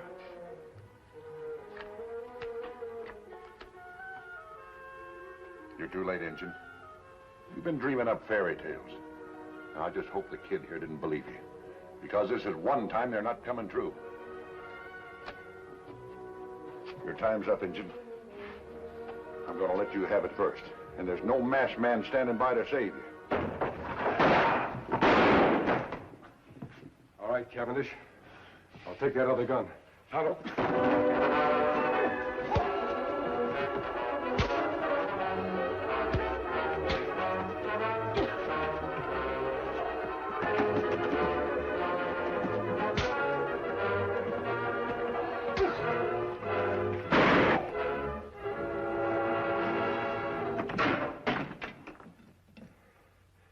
Caught in his own trap.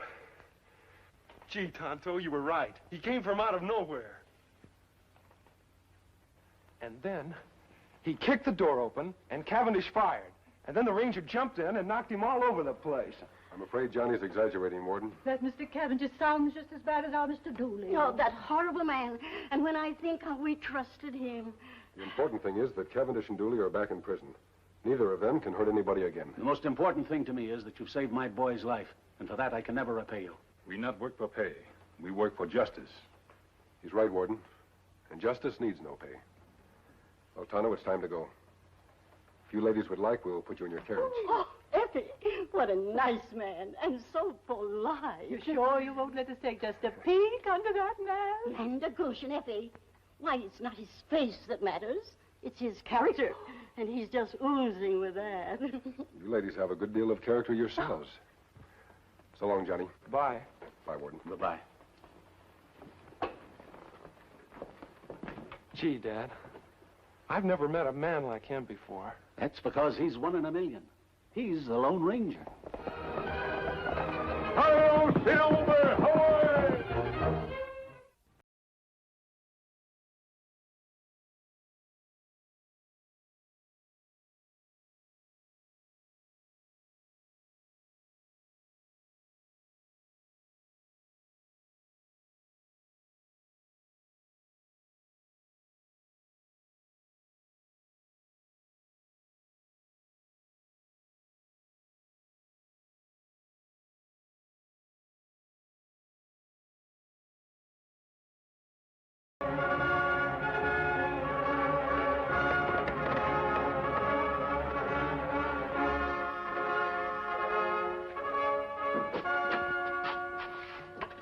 Special dispatch for you, Sheriff. The Deputy Federal Marshal in Albuquerque. Come in, sit down. Sorry, I got to one Big Springs. I'll see you later. So long. Great Scott. What's the matter? Ox Martin's gang was last heard of headed for this territory. Ox Martin's gang? That could mean trouble, Sheriff. Yeah, I'm afraid so. Are you thinking the same thing I am? The stagecoach that left Silverton early this morning headed for this way. I'll be a sitting duck for Ox Martin gang. What are you going to do? I'm going to get out a posse to meet that stage. If I'm not too late.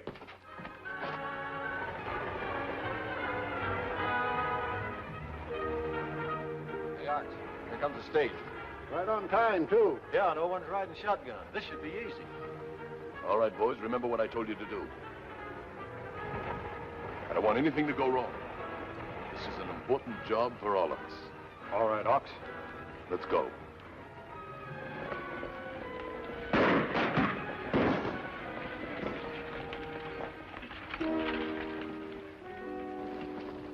All right, you. Give him that box. Sure, mister. Don't shoot. I want that sack, too. That's government mail, mister. Come on, give it to me. Why, that's United States property. They'll get you for sure now. Come on, now, get out of here, fast. You bet. Yeah.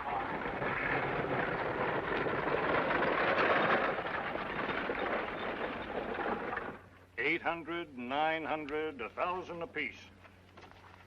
The boss says to take your dough and beat it out of here. It's our last job together.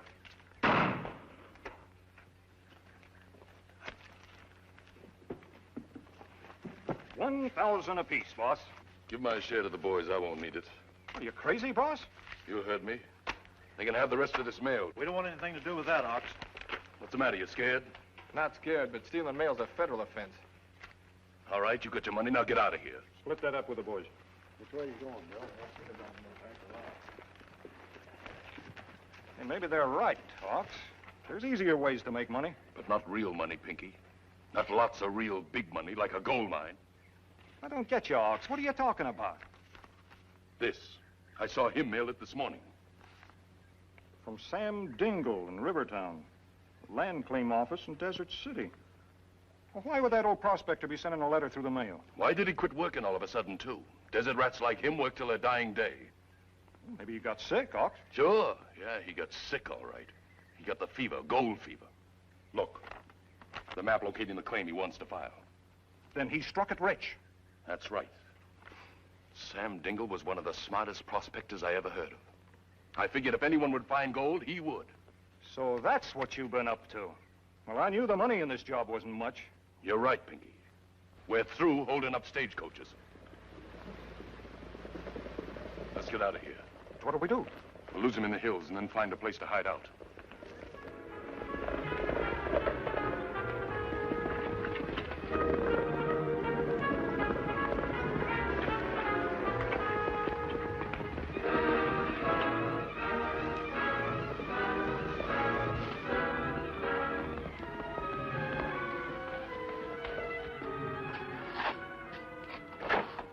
You don't have to tell me, Sheriff. The Martin gang got the stage, eh? That's right, John. Held him up at Cedar Pass. Did they get Ox Martin himself? No, they got a couple of his boys. They're bringing him in now. Each of them had over $1,000 on them. Well, there's nothing for you to do now but wait for his next move.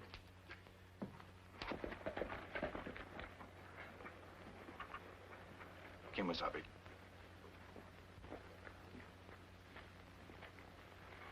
Stage held up. Money box empty. Yes, Tonto, we're hot on Martin's trail. Look at these footprints.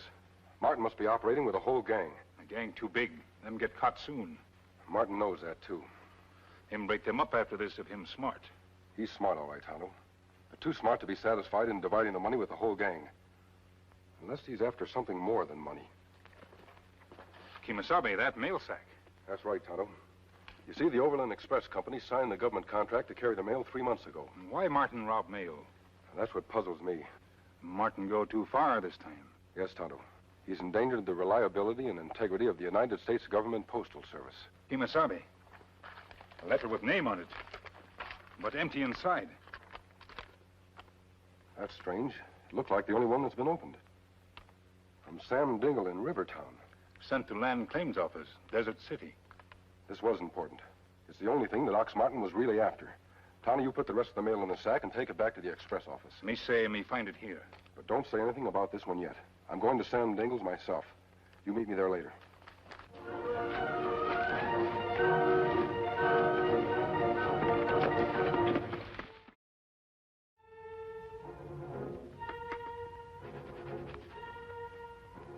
Dad, what are you doing?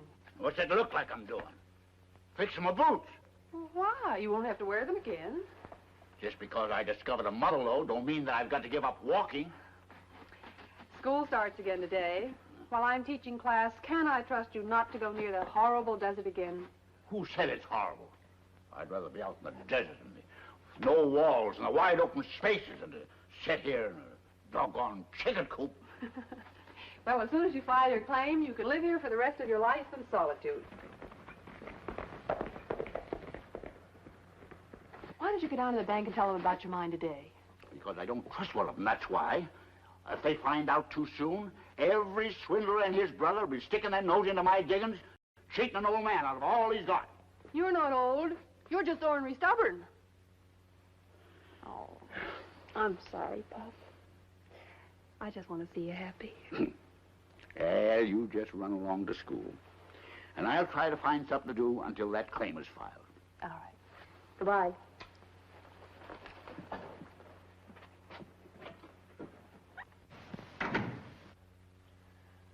City life has a lot of problems, hasn't it? Get out of here, or I'll blow the hide off you. This your letter, Sam? It sure is. Where'd you get it?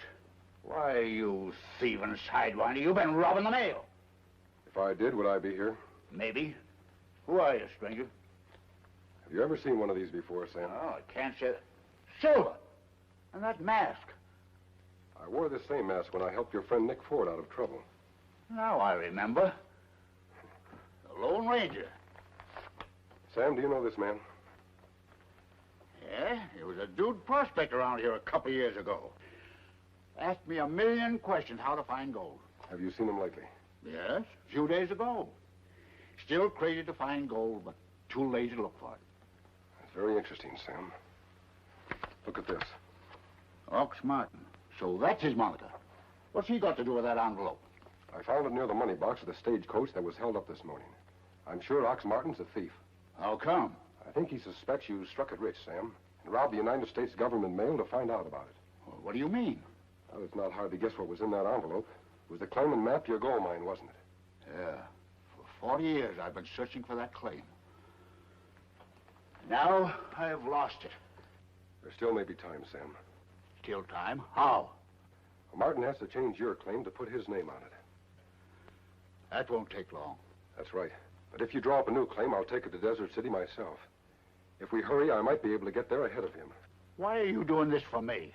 It's not just for you, Sam. It's for everyone who places their trust in the government mail. Ox Martin has to be caught and punished to set an example for others who might try the same. I'm for you, partner. Just give me a minute.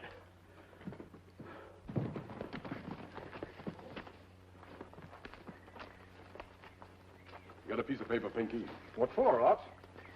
I told you I had big plans for you, didn't I? Yeah? I'm going to make some copies of this claim. Only this time, they won't be made out to Sam Dingle. Oh, yeah, but you can't use your name. I don't mean to. This time, they're going to be made out to one Pinky Nugent. Well, why me? Because no one west of the Pecos ever heard of you, Pinky. Well, that's why you wanted me to stick with you, huh? That's right. But don't try to double-cross me. Oh, don't worry about that, Ox. Here's a copy of the map you're to file. You're going to have to ride fast. It's 5 miles to the claims office in Desert City. I'll join you at the mine later. Well, how will I get there? There's your copy of the mine. Yeah, so I can look over my own gold mine. I'll decide your cut after we've got Sam Dingle out of the way and look over the mine. Come in. Tonto, this is Mr. Dingle. How? What did you find out in town? Posse thing gang scattered far away like wind. How about Ox Martin? They lose trail, him disappear. Then we'd better be after him fast. Everything all finished? Ready to go. And thanks a lot. Sam, I'll use the old envelope. Oh, I'll get you a new one. Oh, thanks. I'll need this one.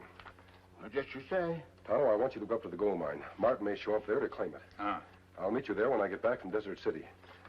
I'm sure this will establish your claim. Doggone it, Injun. If you're going to the mine, I'm going with her. If there's any fighting, I'm the kind of a man that does his own battling. I'll write a note for my daughter.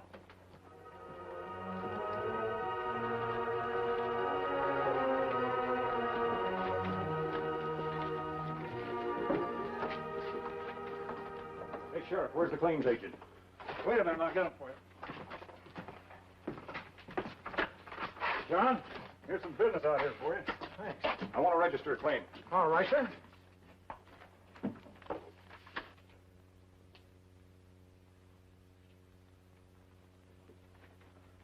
Hey, hurry it up, can't you? That claim's legal, ain't it?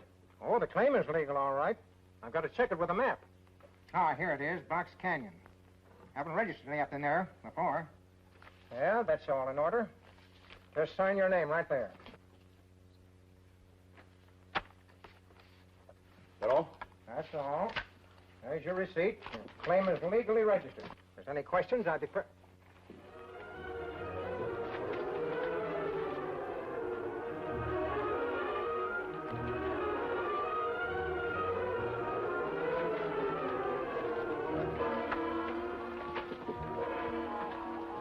Talk with him, Mr. Masked Man. I'm no bandit. I want to file a claim. The mask got me worried. Claim looks legal enough. Wait here a minute and I check it with a map. All right.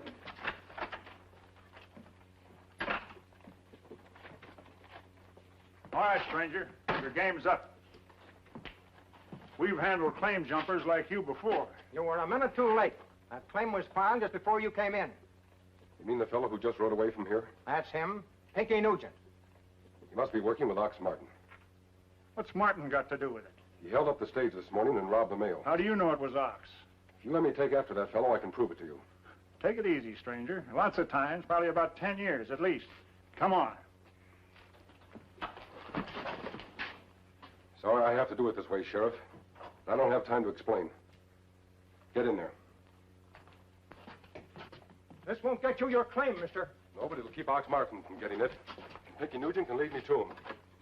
Inside. When you break out, Sheriff, check the postmark on the envelope. You'll see it was stolen from the stagecoach.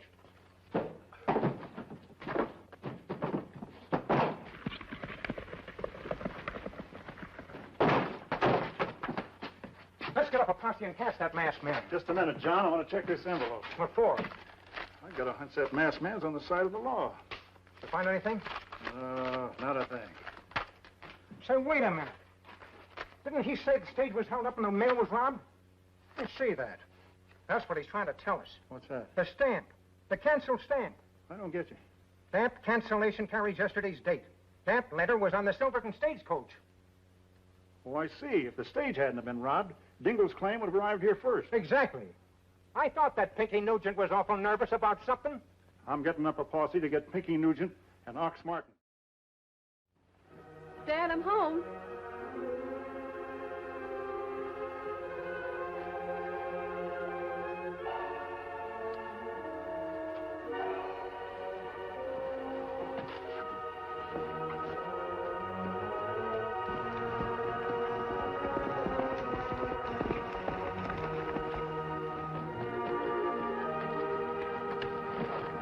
I'm so sorry. Well, that's all right, ma'am. I'm from the Land Claims Office, checking up on a mine claim. But right now, I'm afraid I'm lost. Well, my father filed a claim for his mine out here. I'm Peggy Dingle. Well, this is a coincidence. I'm checking this very claim he sent me. Well, we're both going in the same direction. Just follow me. Thank you, ma'am. Seen anything of your matched friend, Indian? May see him soon, maybe. Filing that claim ain't gonna do me much good now. What you mean? I lost the gold vein. Haven't collapsed on the vein since the last time I saw it. Vein must be somewhere. Yes, but where? Then you dig more. Afraid I can't. Like my daughter said, I ain't as young as I used to be. You too old for work like that. Yeah? What do you mean, too old? Look here, Indian. I could whip you right now if I had a mind to. Don't get scared. I ain't gonna whip you. You're my friend. You know, quickly, I got an idea. Blasting powder. Get me that blasting powder. Put it right there. We'll use it later. Get me another can. Right.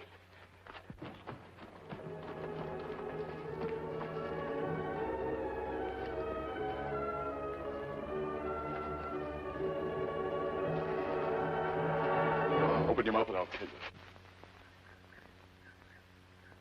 Go on, get in there. Dad! One move out of either of you and I'll blast her to bits. Drop that gun, Injun. Why, you yellow-livered rat. So this is what made you climb up. Struck it rich, huh? The joke's on you, you sniveling skunk. The mine tunnel fell down and hid the vein. There ain't any gold. So you were gonna blast to find it again. Why, you dirty... Shut up or you'll get the same. Stay away from him. I'm gonna ask him some questions. Please, can't you see he's an old man? Not too old to lick this skunk. Where were you gonna blast, Dingle? That's none of your business, tenderfoot. Let him alone. Come on, tell me which tunnel. Talk! Oh, Daddy, Daddy. You gonna tell me where to blast, Dingle? No. All right. Give me that rope. What are you going to do? I'm going to tie up both of you and blast off the front of this mine. And you three with it. Come on, give it to me.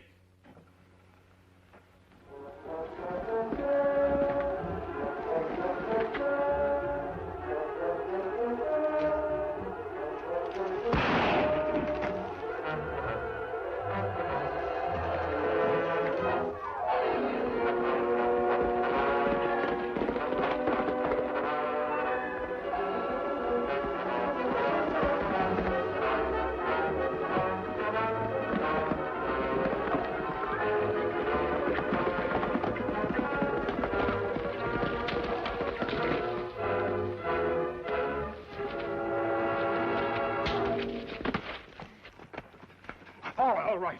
I've had enough. Not quite, Pinky. There's a long sentence awaiting you in a federal prison. Yeah? What for? For theft of United States mail. It was Ox who did that, not me. You registered a stolen claim belonging to Sam Dingle. I didn't make that copy. Claim jumping is a mighty serious offense, Pinky. You're through. What are you going to do to me? I'm going to tie you up and keep you here while I try to keep Ox Martin from committing the same crime. Over to that tree. No, you can't do that. Oh, can I? Just watch me. But we can't do you any more harm. I can, if you'd let me loose for a minute. So you like the great outdoors, eh, Dingle? Well, you're going to be blown right out into it. No! How do you know you can blast with a gold? You were sure enough to stop trying, would you?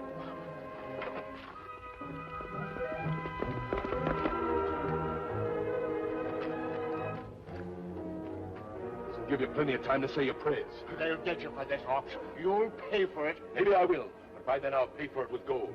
Piles of it. It's a mother lode, isn't it, Sam? You wouldn't claim anything but the best, would you, Sam? You're crazy, Ox. Crazy as a coyote. Crazy? Maybe I am.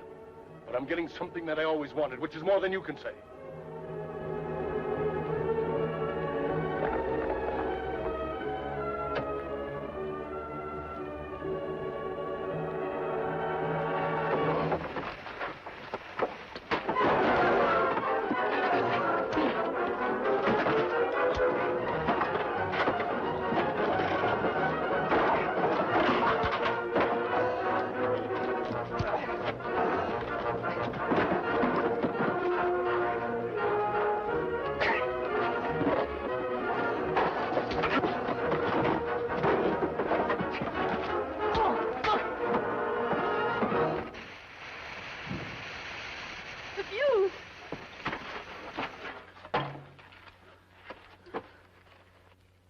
Escape, Tonto. Easy, Tonto. Me feel better, Kimisame. Where's Sam and daughter? We're right here, Tonto.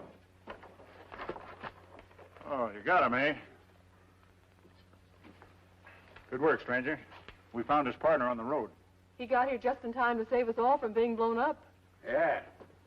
This Ox Martin feller is touched with the worst case of gold fever I ever did see. Well, we'll take care of him. Don't worry. What about Sam's claim, Sheriff? We'll straighten that out when we get back to the office. On your feet, Ox. Let's go. Fine. Now the claim is legally yours. That's where you're wrong, mister. That claim was legally registered to me first. First come, first served. That's the law, ain't it? That's where you made a mistake, Ox. You left the envelope that held Sam's claim near the stage holdup. What's the envelope got to do with it? You forgot about how the mail service works, Ox. The canceled stamp carried yesterday's date on it. If the mail hadn't been stolen, Sam's claim here would have arrived a full day ahead of Pinky's. This masked man gave us the clue when he left the envelope here to go after you fellas. I'm so glad. Now you can retire. Retire? Don't be ridiculous. I'm going to blast that powder just where we placed it. It's bound to uncover the gold. Folks will be glad to know there are two less claim jumpers around here. Yes, but more important, a man who has robbed the United States mail has been caught and will be brought to justice. That'll teach him to interfere with the government mail. Well, you have your masked friend to thank for that. Why, he's gone. Who is he anyway? You mean to tell me you don't know who the masked man is? No. Peggy, your dad has just been helped by none other than the Lone Ranger. Harold Silver, ahoy!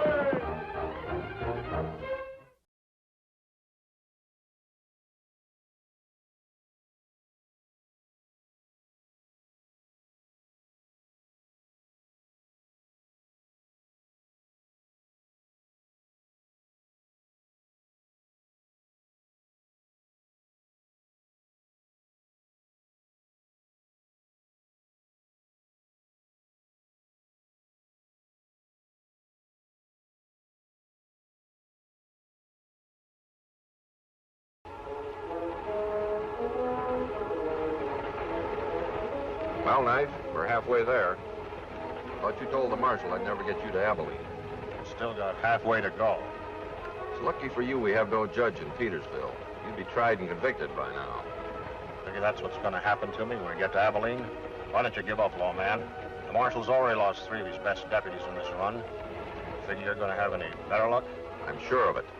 Because wherever you go, I go. I left the keys behind. The other 3 deputies were handcuffed to their prisoners, too. Say, whatever happened to them lawmen? I wish I knew, Knight, because if I did, I might be taking you to Abilene to stand trial for murder instead of just robbery.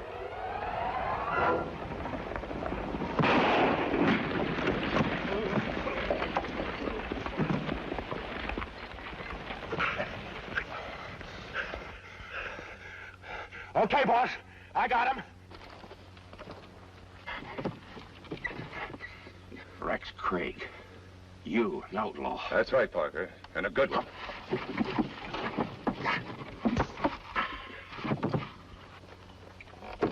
How's the driver, Beetle? Don't worry, he ain't dead, boss. Just out cold. Good. Hide our horses in the usual place. Knife and I can take care of this hombre. Hurry up. Get him out of there.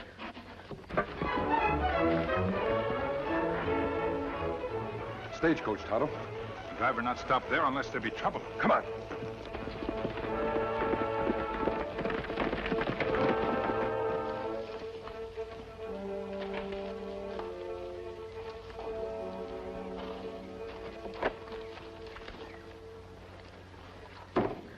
Just a scalp wound, Tonto.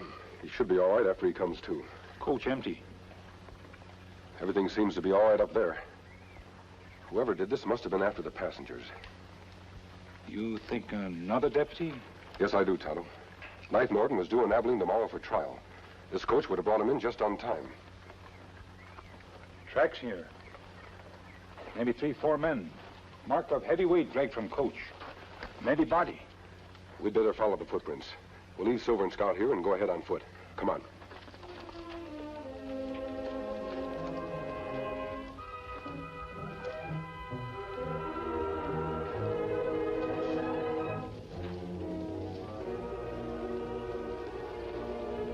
No use, Kemosabe. We lose tracks way back. Tonto, look. Cabin looked deserted. Not like the outlaws come here. There's only one way to find out. You stay here and keep me covered. If there's any trouble, come in fast. Me be ready, Kemosabe.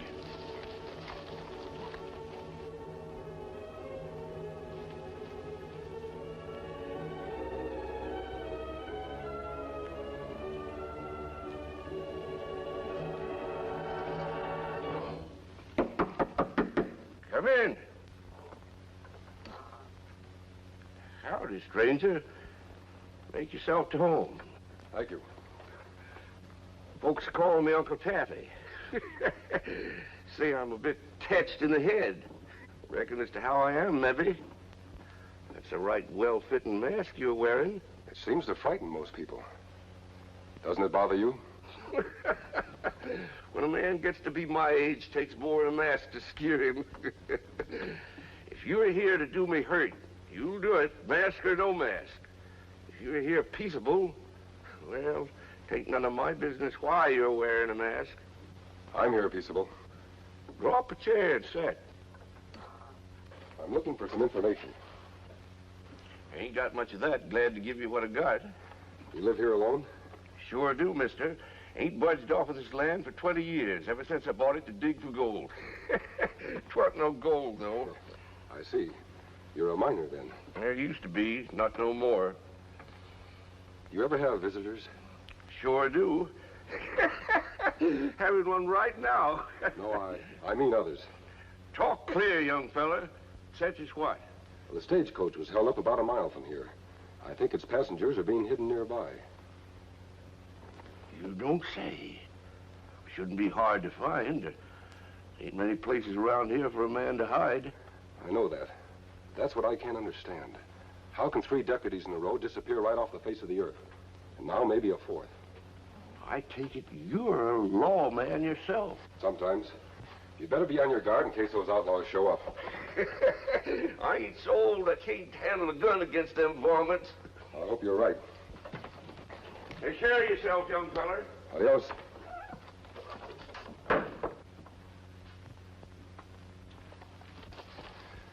What'd you find out, Kimasabe? Nothing, Tonto. Just a quaint old man who wouldn't hurt a fly.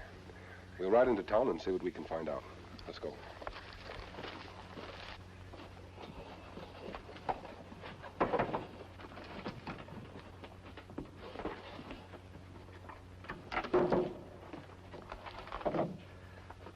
Come up now, boys. He's gone.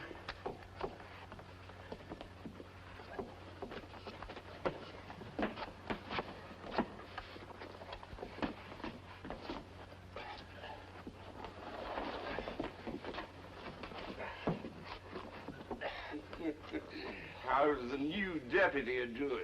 Not so good. Had to slug him again to keep him quiet. Come on, Uncle Taffy, get out your file and go to work on these cuffs.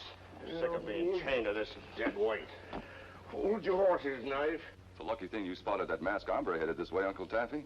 He might have caught us red-handed. You should let me plug him, boss, before he ever got inside. You're a fool, Knife. How do we know there weren't others with him? This way he leaves without suspecting anything. That's right. Thinks I'm just a simple-minded old-timer. Wouldn't have no truck with outlaws. Hurry up, Uncle Taffy's coming too. There you are.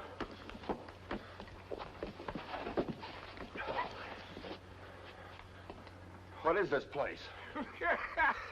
You hear that, boys? He wants to know what this place is. Well, I'll tell you, son, it's a trap. A death trap. What are you going to do to me? The same thing we did to those other 3 deputies. You see? So that's where you got rid of them. Makes a real fine death trap, don't you think? Dark and deep. Listen.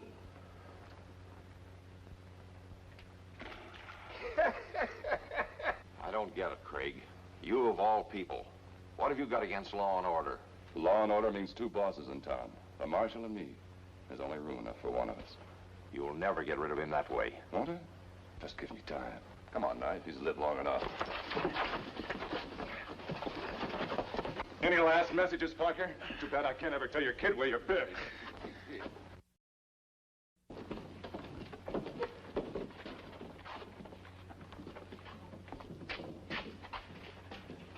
I just heard about Joe Parker, Marshal. Is he still missing? Same as the others. Anything I can do to help? I don't need a lawyer, Rex. I need a new deputy. Afraid I'm not that brave, Marshal. Can't blame you. There isn't a man in town willing to take Parker's place. Well, if you need me, you know where my office is. Thanks, Rex.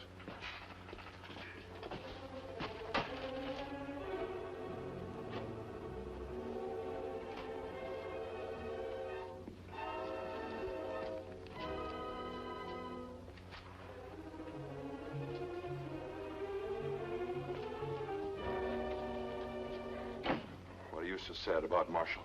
You didn't get hurt. Jimmy, what are you doing to that gun? I'm going to give you the same medicine my father got. You gone crazy, kid? Don't move. Jimmy, I didn't do anything to your father. No, you just sent him out to be killed, that's all. We have no proof that he's dead. We don't need proof. He's gone like all the others, isn't he? The finest man in the whole town. He didn't have to take the job, but you made him. Jimmy, your father volunteered to be one of my deputies. He was just as anxious to bring law and order to this town as I. Law and order. All you've brought's trouble and killing. I'm not to blame for that. The outlaws are. I don't know who's to blame. I only know I'm not going to let it happen again. It was better without law and order. And I'm getting rid of you right now. Hey, let me go. Thanks, mister, for coming in when you did. Fine, Marshal, you are saying thanks to a masked outlaw. He can't be an outlaw. Outlaws don't waste their time saving the lives of marshals. Still, I'm curious about that mask. I have reasons for keeping my identity a secret, Marshal. You're quite a fighter, young man. You'll have to excuse him, mister. He's kind of wrought up. His father was one of my deputies, disappeared this morning. Now, take it easy, Jimmy. I'm sorry, Marshal. I guess killing you wouldn't bring my dad back. Was his father the man who was taking Knife Morgan back to Abilene? Yes, my 4th deputy. When did this trouble start? The day I took over, Injun. Injun? This was here when I opened this place 3 months ago. If you know what's good for you, you will go back where you came from. If you don't, we'll drive you back. We're the law and order in this town. And it's unsigned. But if they want to get rid of you, why don't they kill you? That's the funny part of it. They don't kill anybody. That is, that I can prove. What about your 4 deputies? Where are the bodies? You've got to have a crutch to have a murder charge. You don't have any idea who's behind these crimes. Somebody that's so smart and slippery, I can't lay a finger on him. Did they try to rescue any criminal you sent to Abilene with a deputy? So far they have. You have idea, Kimosabe? Yes, Tonto. That is, if the marshal can find a new deputy. Not a chance. After what's just happened, there isn't a man in this town that's got nerve enough to take on the job. There's one, Marshal. Oh, Jimmy, you're too young. I'm old enough to ride a horse and fire a gun. If you won't let me be your deputy, I'll go after those outlaws alone. What do you think? If he wants to go on a manhunt, why not let him help us? Thanks, mister. Now, look, Jim, this isn't going to be any picnic. If my plan works, your life will be in great danger. Whatever happened to those other 4 deputies might happen to you. My father died to bring law and order to this town. His death won't mean much if I don't follow through for him. Good boy, Jim. Now, Marshal, here's my plan.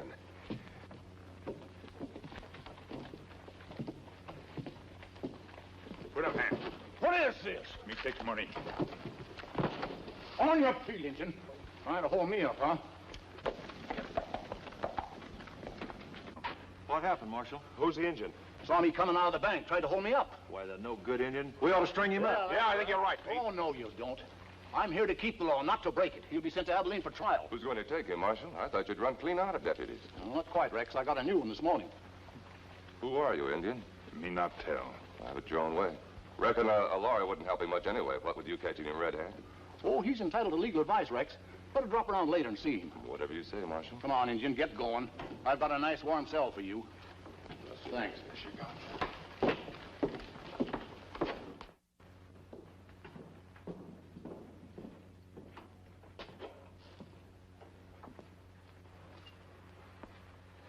Where's the marshal? Him go out for lunch. Oh? Well, I might as well talk to you now anyway. Who you? I'm a lawyer. If you want advice, I can give it to you. Me not need advice. I think you do. It was a pretty stupid stunt today, trying to hold up a marshal. Me not see him badge. You work alone or with a gang? That's my business. Look, Indian, I'm going to do some straight talking, but if you repeat a word of it to the marshal or anyone else, I'll call you a liar and swear I didn't say it. And they believe me, not you. Me not understand. It's like this. We've got no judge in this town. So you'll be taken to Abilene for trial. If you're lucky, you may get off with 20 years. Well, that's plenty long time.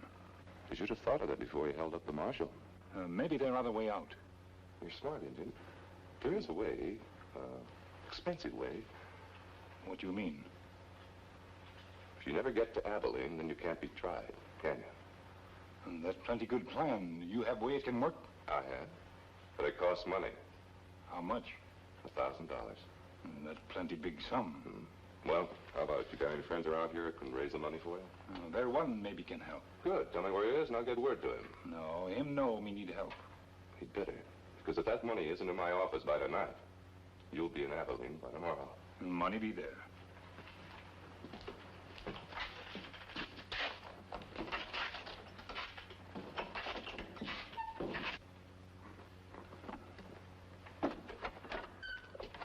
I wouldn't go for that gun.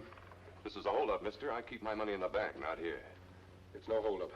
I'm here on business. I don't usually do business with masked men. If it's legal services you need, what's that for? Fee for your legal services. I understand you can arrange for a certain Indian friend of mine not to reach Abilene tomorrow. I don't know what you're talking about. I don't take bribes. I must have misunderstood. Just a minute. Like I said, I'm strictly legal. If you want to hire me to be your friend's lawyer and get him off as lightly as possible, I reckon I could accept that money as a retainer in advance. A retainer, then? You guarantee to get my friend off lightly? I'm a respectable lawyer, mister. You don't think I'd take your money under false pretenses? Just, how and when do you intend to do this? That's my business. You pay the fee, I'll be the lawyer. Whatever you say. Knife. Yeah, boss? You know who that was just left? Voice sounded mighty familiar through the door. It should. He was the masked man in Uncle Taffy's cabin. Him? What do you want with you? Wanted to pay me $1,000 to keep that Indian from reaching Abilene. Oh, I don't get it. I do. It's a neat little put-up job, the whole thing. The masked man and Indian are in cahoots with the marshal. You mean they know about Uncle Taffy's cabin? No, but they're trying awfully hard to find out. That means they're expecting us to hold up the stage tomorrow. We can't do it. Can't we? It's a clever little trap they've set. Only one thing wrong. They're the ones who are going to get caught in it.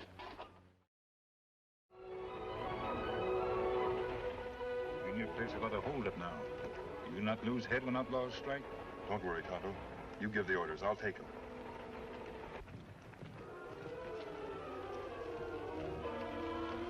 Stage should be by here any minute, Marshal. I hope Jimmy plays his part well. Oh, you can count on the kid, all right. This where they held the stage up last time? Just about. They may not strike in the same place twice. Here they come.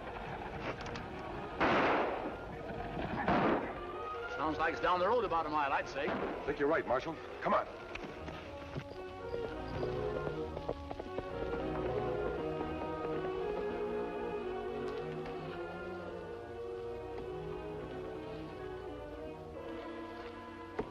Exactly the same as last time, Marshal. Driver unconscious, but not dead. I only hope we can catch them before anything happens to Tonto and Jimmy. It's a funny thing, but these tracks lead directly north. But there's nothing there except Uncle Taffy's cabin. Uncle Taffy? Maybe he isn't such a lovable character after all. Come on, Marshal.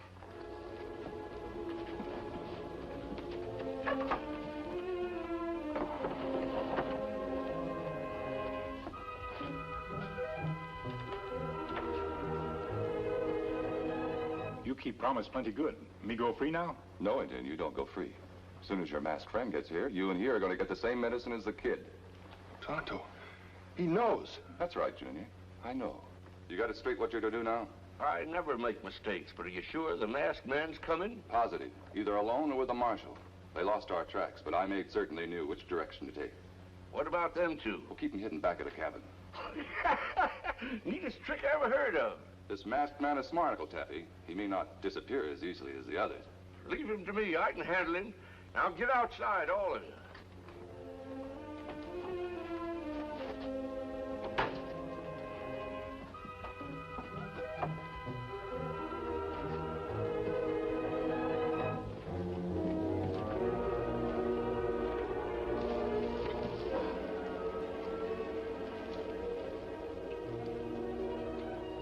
Looks harmless enough. Maybe, Marshal. But I'll go in there alone. If it is a trap, there should be one of us left alive to bring back a posse. Well, if you're not out in a few minutes, I'll sneak around the back and see what I can find out. Right.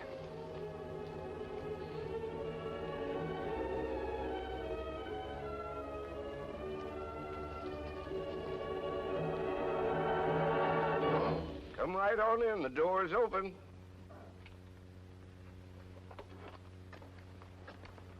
How did you know I was out there? Reckon, as you might say, I got eyes in the back of my head. What can I do for you this time? You can tell me what's become of my Indian friend and the deputy. How would I know? The coach was held up less than a mile away. Just like the last time. The tracks led in this direction, just like the last time. Got no idea what you're talking about. You're shielding outlaws. That's a crime in itself. You'd better give them up. If you think so bad of me, young man, why don't you take me into town, turn me over to the marshal? I intend to. But first, I'm taking a look around. Go right ahead.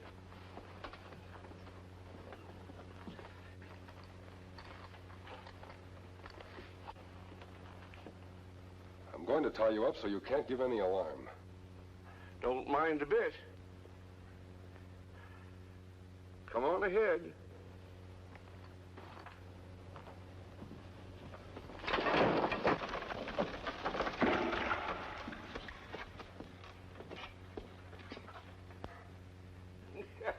That'll take care of you, mister. Come on in, boys. He's joined the others. You sure he's dead? Ain't no doubt about it. I heard him hit bottom. Then get the handcuffs off these two. We can't drop them down the shaft together.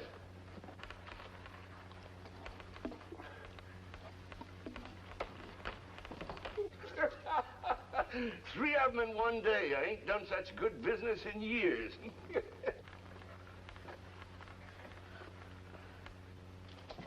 That does it, boss. Yeah. Drop the Indian in first, then the kid. Let him go!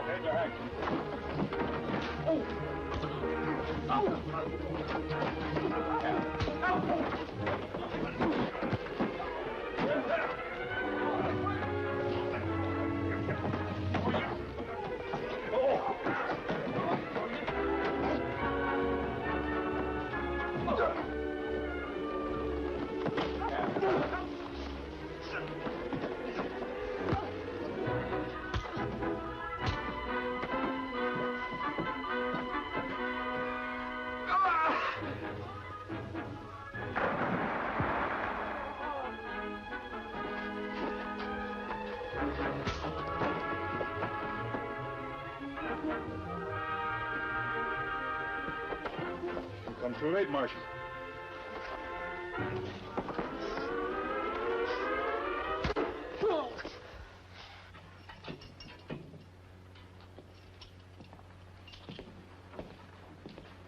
When are you sending those two to Abilene, Marshal?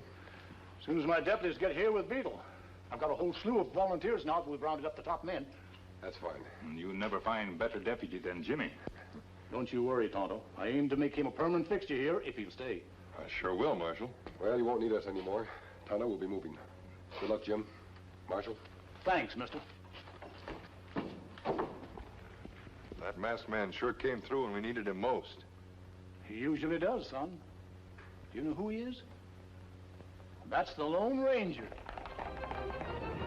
Hail, Silver, away!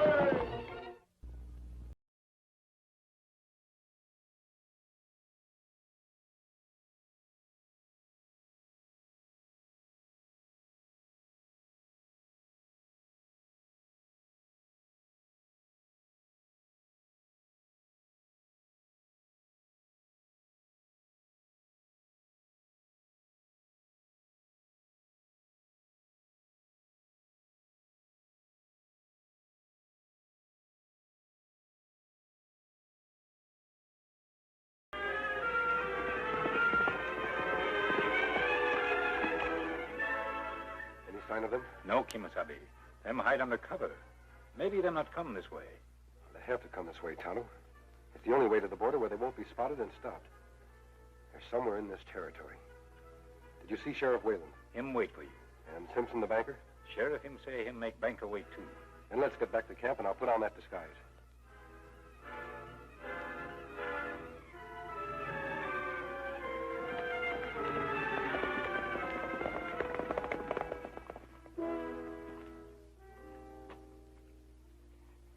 Sheriff, I can't stay here all morning. You work by the clock in your bank, Mr. Simpson. But we can't work that way in the business of upholding law. My friends will be here. They're being very mysterious. That Indian might at least have given you a hint. Tonto says what he's supposed to, no more, no less.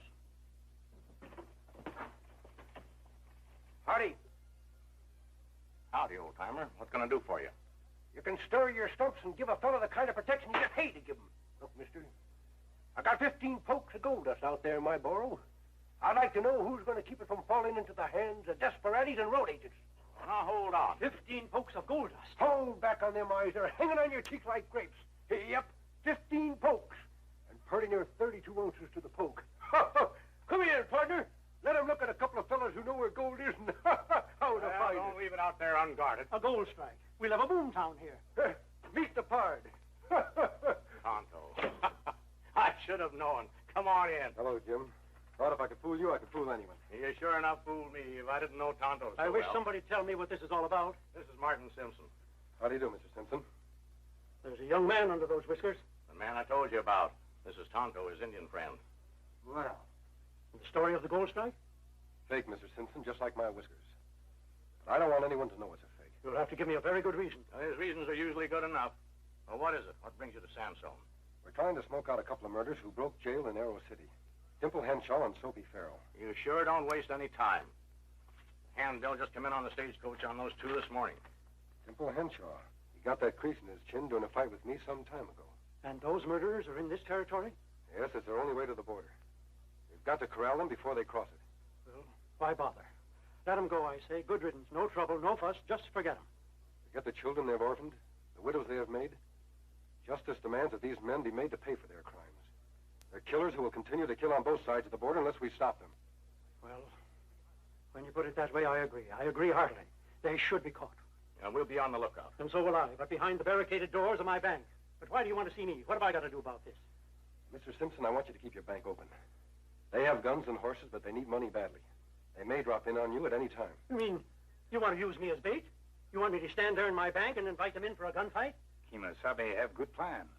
Maybe they won't call on you, Simpson. They may get their funds elsewhere. I hope not, Sheriff. That's the reason for the disguise and the fake gold I'm going to deposit in your bank. Let's make it the worst-kept secret in the history of gold mining. But I'm a peaceable man. But Henshaw and Farrell aren't.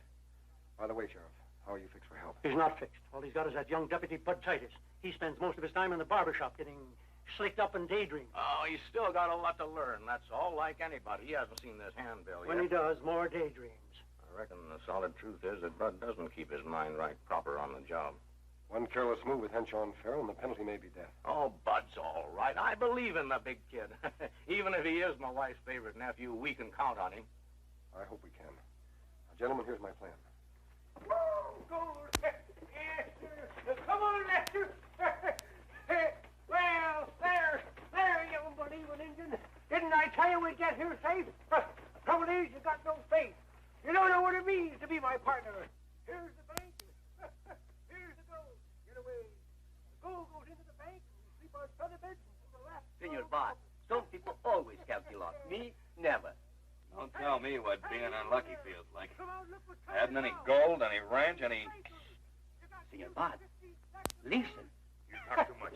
Everybody here. Hey, that's right. No use to start a stampede.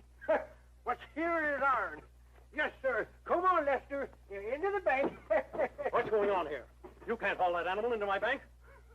Haul him? Why, he's pumped loaded down with gold dust, mister. Out of our way. Wait.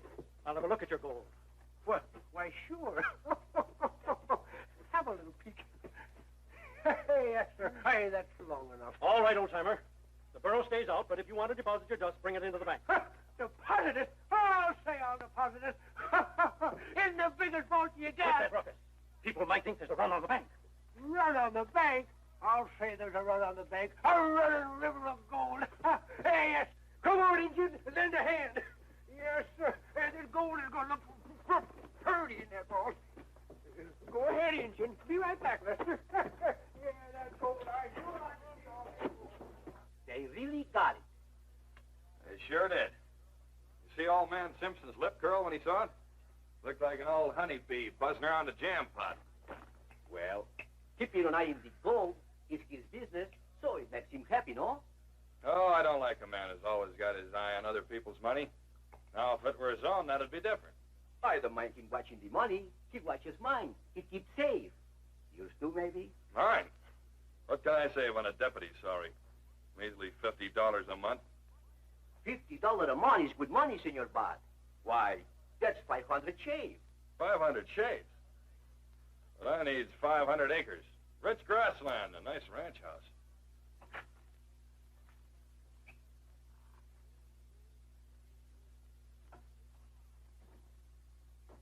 Be seated, senores. It will be but few minutes. You know, I don't give 500 shave in 2 months. And I got 3 kids to support. Trouble with you is, Tony, you're afraid of everybody. You ought to be more like me. Be tough. Take a stand about things. You ought to raise your prices. You ought to get a move on. That's what he ought to do. Please, senores. I only got 1 barber shop, 1 barber chair, and 1 customer at a time. Yeah, and his customer is taking up too much of that time. Now, wait a minute. And if you'd shut up, maybe that barber could shave his ugly kisser and get him out of here. Which one of you two mavericks said that? Well, it wasn't me, but it could have been. That does it. When did you two hombres hit town? Just this minute. What's it to you, Deputy?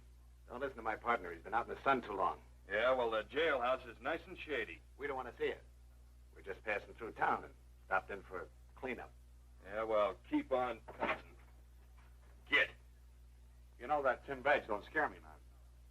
I think it ought to be pinned to your nose. Listen, Shut up, stupid. Sun really did heat you up, didn't it? Get your friend out of here, quick. And if I find either of you two guys in town tonight, I'll throw you in a pokey. We're going. Don't like this burg anyhow.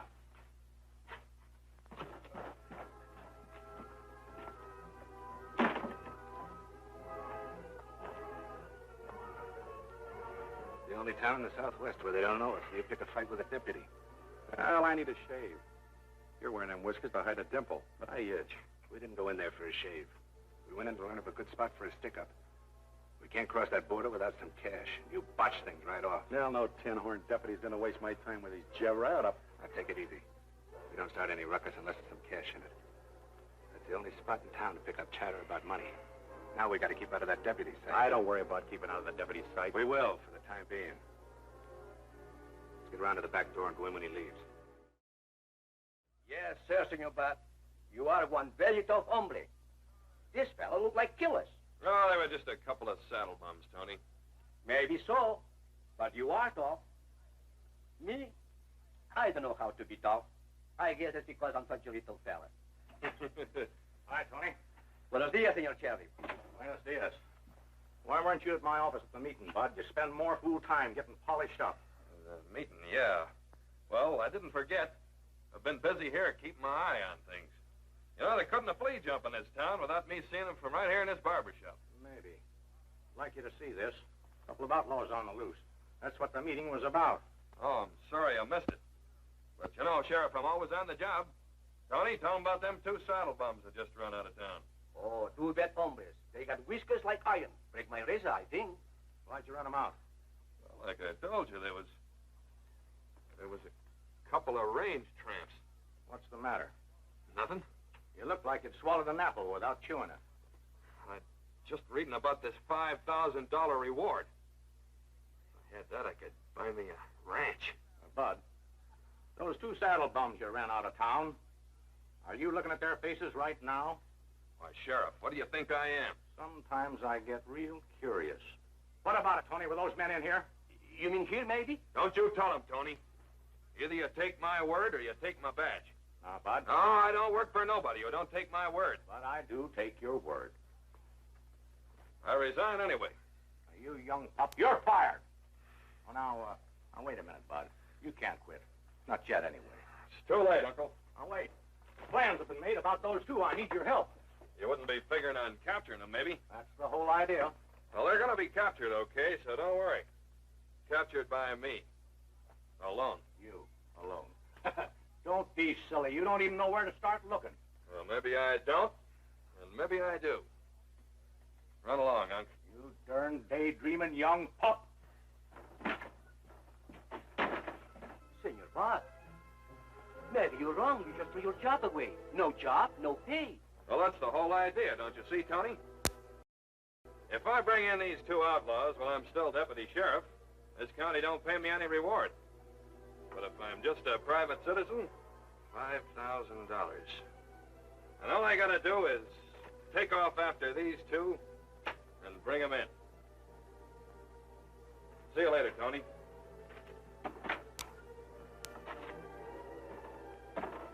That's all you've got to do. Bring a couple of killers. All right, Barber. The killers? Madre mia.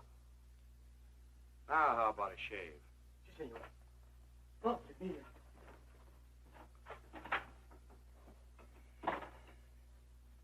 All right, snap it up.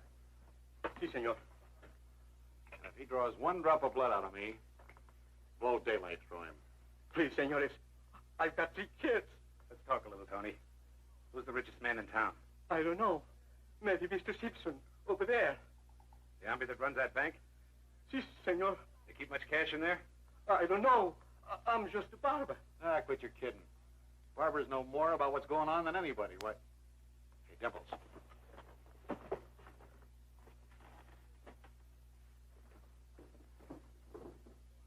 So, Sheriff, come on. We're going to keep you covered from the rear. You even look like you've seen us, and your kids left to beg in the streets.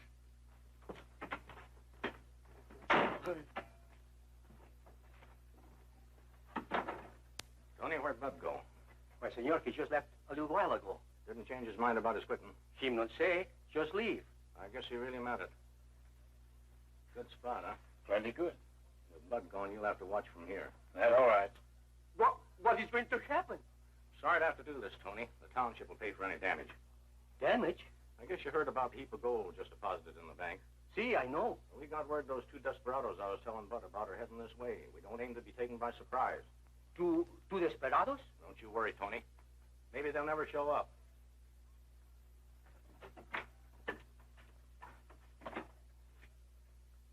Who you shave? Huh? Brush have plenty fresh leather. You not need shave. Nobody here when we come in. See, it is correct. Get him up. Turn around.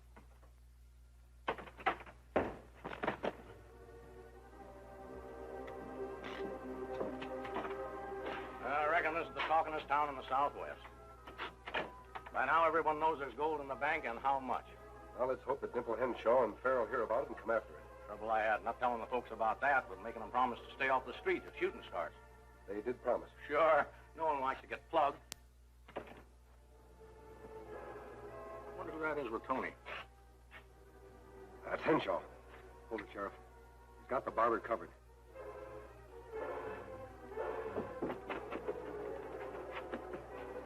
What's Tonto doing about this?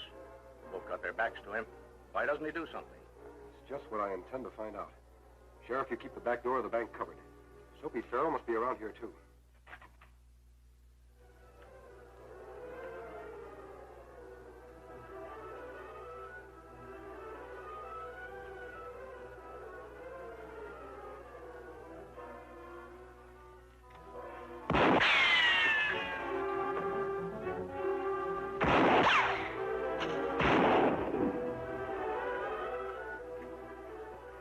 Recognize you, Redskin.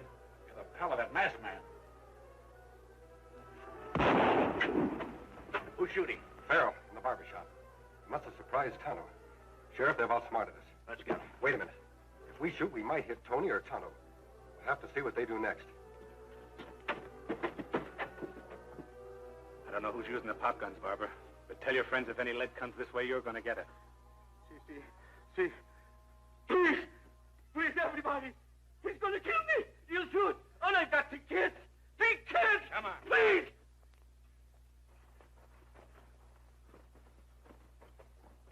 We've got to do something. Poor Tony. Is there a back door to the barber shop? Jumping Jupiter, I forgot. Sure there is. That must be the way the killers got in there. Cut around to the back. Keep your eye on that door. I'll keep them covered from here.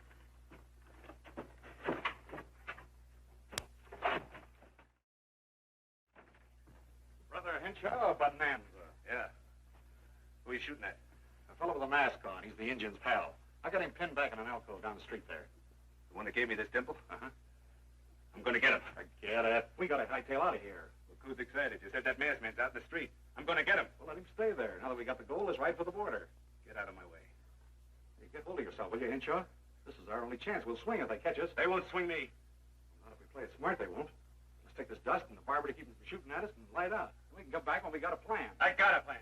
I'm taking that masked hombre alive. You're crazy. Sure. What do you want him alive for? So I can kill him. Slow.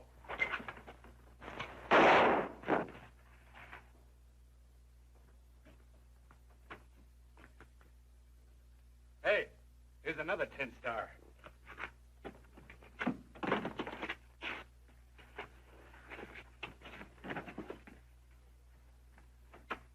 Why bring him in here? Makes it cozier. Why you should keep him like this? He's a family man. I told you to shut up.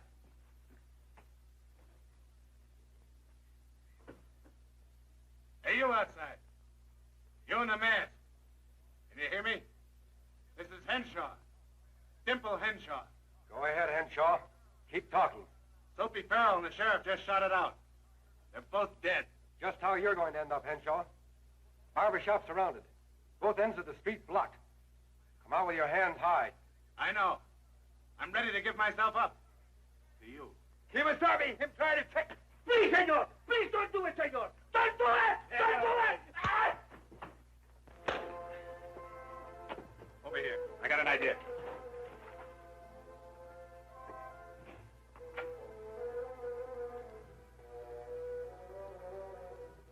Henshaw, throw your gun into the street and come out. Oh, wait a minute. I'm giving up. So I'm saying how. All right, how? What do you want? Protection. That's why I'm not walking out. Somebody out there might be trigger happy. I'll toss out my gun. You come in here and get me. You'll never do it. No? You forget I know this joker. He'd be crazy to. He'll do it, because we'll give these birds a chance. Now get down. Play dead. Come on, pal. You got my word. Here's my gun.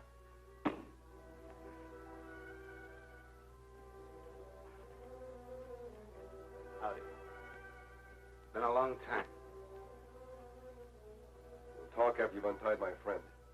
Now step back, Henshaw. Get him up. That's what I wanted to see. Take his gun, Soapy. Give me that razor. senor. I got a good use for razors. Get over there. I'm going to do a lot of things to you before we leave you here. Remember how I got this dimple under my whiskers? Chip off a rock when you were throwing lead my way. I'm going to carve one on you now, but slow, with a razor. Give me that gun, Soapy. Over here. Put that engine to sleep again, Soapy. Sure. With this. Lay off, Bill. Get out there.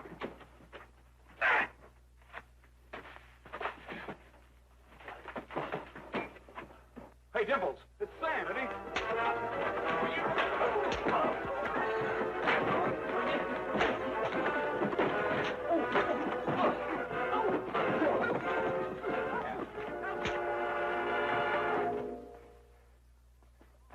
All right, get him up. Senor Bob, where have you been?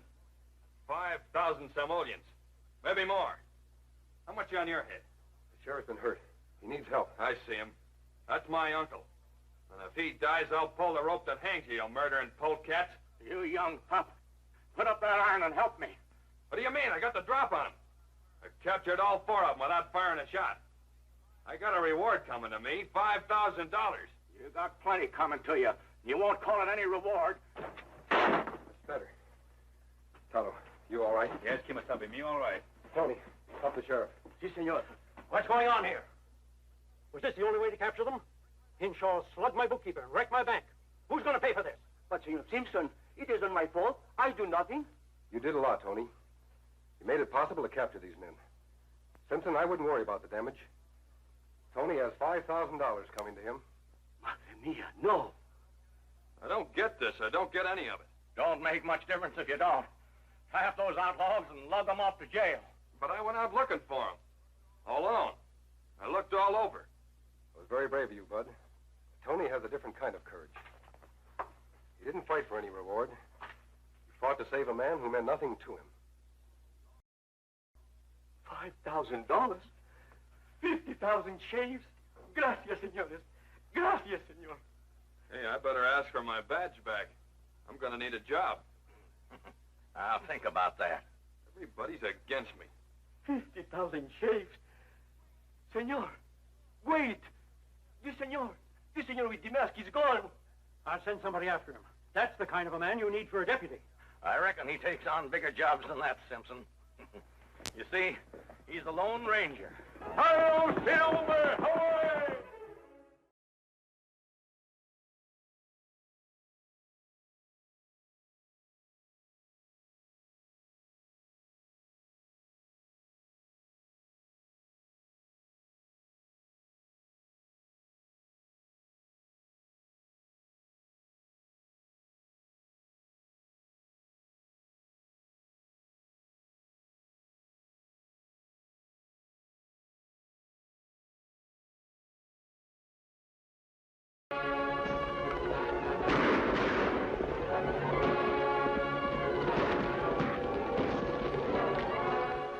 The soldiers we saw back on the trail.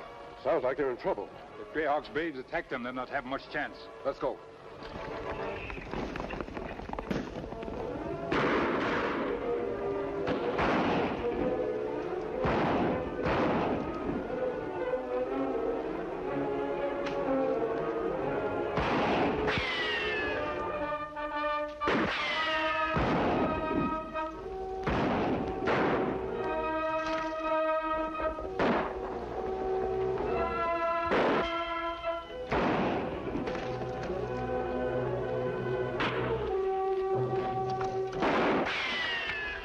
Redskin ambushers. Looks like we've got friends.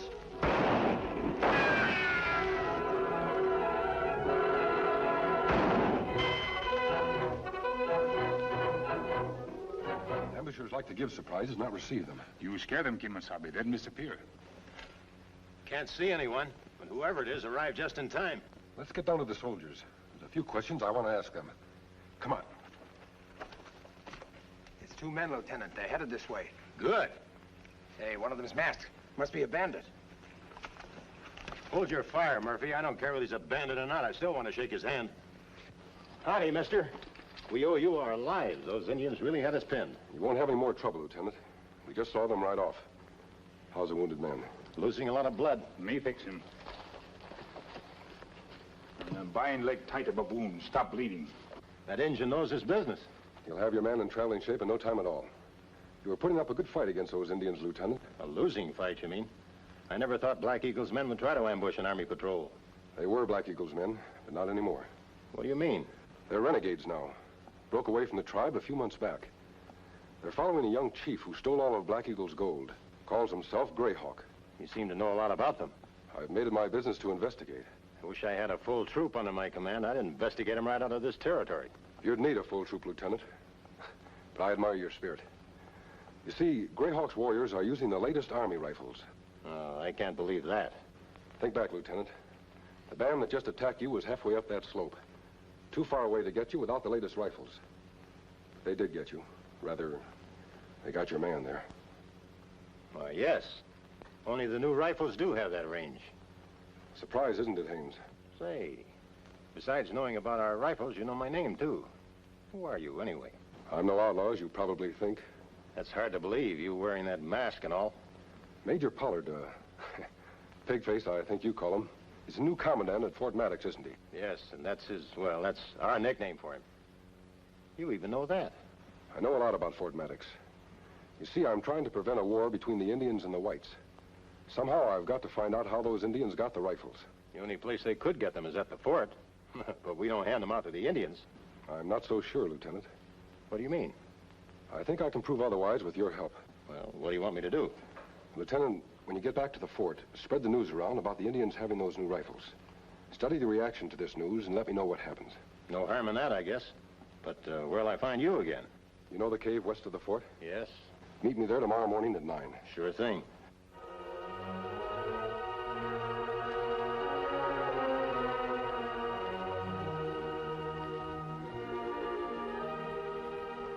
You were detailed to find a supposedly hostile tribe of Indians, which was reported in this area, Lieutenant. Your failure to do so is one more indication of your unfitness for life on the frontier. Private Johnson was wounded, Major, in an ambush set by the very Indians we were looking for. We had to return. You should have gone ahead without him.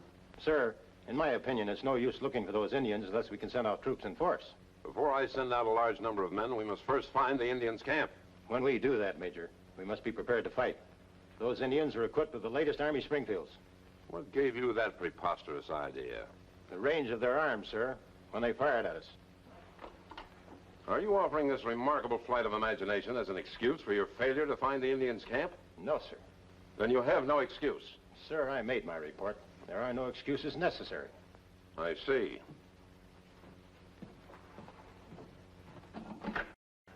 Sergeant, the lieutenant is under arrest. Take him to the guardhouse. But Major, arrest, I don't understand. Come, Lieutenant. Don't understand failure to carry out orders? Lock him up. I'll prefer charges later. He is to speak to no one. Yes, sir.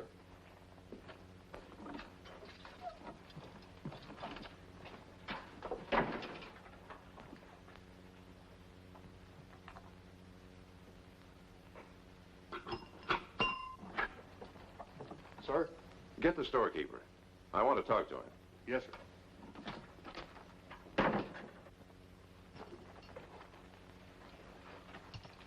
Sorry, Lieutenant. The Major's a hard man to figure. Yes, he certainly is. Oh, Sergeant, something I'd like you to do for me. A favor. Lieutenant, I can't do anything for you. I shouldn't even have spoken. But, Sergeant, this is... Sorry, sir. I have to obey orders, too. I understand. Fools, savages. I told them not to use those guns in this area. But what gave Lieutenant Haynes the idea they were Army rifles? Their range, Asa. Simple. But he has no proof, though. He can't tie us in with them. I know. But before he talks more about the rifles, I've got to get rid of him. Maybe the men on his patrol, too. Murphy and Johnson. Murphy? Good.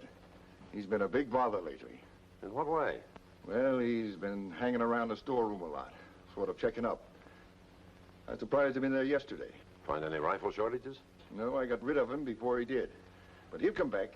I never realized we had so many curious young soldiers here. Well, there's a couple of other things going on I don't like, Pollard. I've got a feeling that I've been followed. The last 2 times I made trips out to Greyhawks.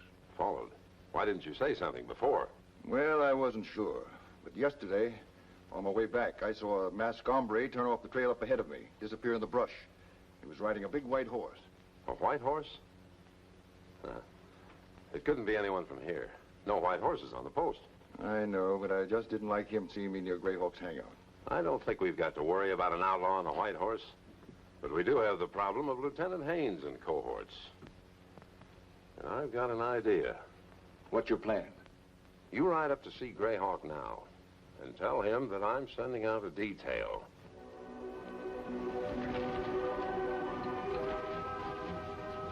Tonto. There, on the trail from Fort Maddox.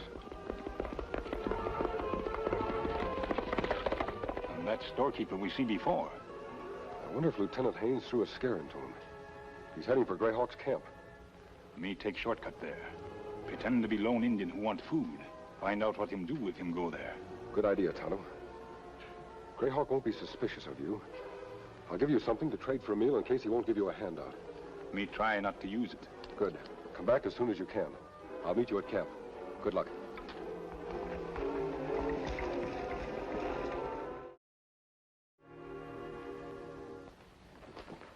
Oh, open your. Me, Tonto, come from North Country. Not understand. Speak white man language, then. What you want? Me hungry. Want food. Maybe sleep here tonight. You pay with gun? No.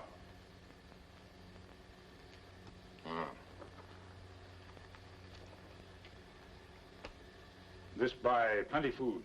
Silver. Give him food.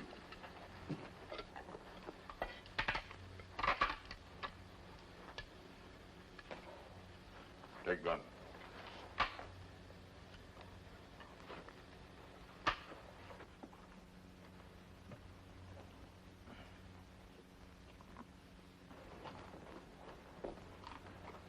Howdy, Greyhawk. Oh, why you come here? Well, I've got something for you. Greyhawk not buy more rifles from Pollard. Him got all Greyhawk's gold now. I'm not trying to sell you any rifles this time. I've got a gift instead from Pollard. Gift? The Major's sending some men into the hill tomorrow. A small band to look for your camp again. Him promised not to do that. Him break promise once. Well, he had to do that for show. But not this time. These soldiers are troublemakers at the fort. Now, he's going to send them through Pinyon Pass. They'll arrive about noon tomorrow. But he doesn't want them to find you. Understand? If Greyhawk gets rid of soldiers, him keep horses and rifles. That's the Major's gift. That good. Greyhawk will fix ambush. No soldier leave pass alive. Fine. Eat. Sure, thanks.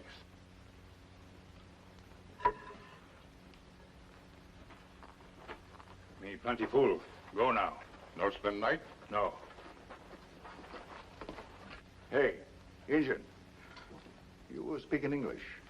You a member of this tribe? Him solitary hunter. Him buy food. An Indian buy a meal? Well, I thought they could go out and hunt one up any time. Where'd you come from? Up north. Me Potawatomi. Him rich. Pay good. Silver. Silver bullet. You don't see these very often. Where'd you get this? Maybe me find it. Maybe you did. And maybe you didn't. I've heard of a man who uses silver bullets like these. Rides a white horse. White horse.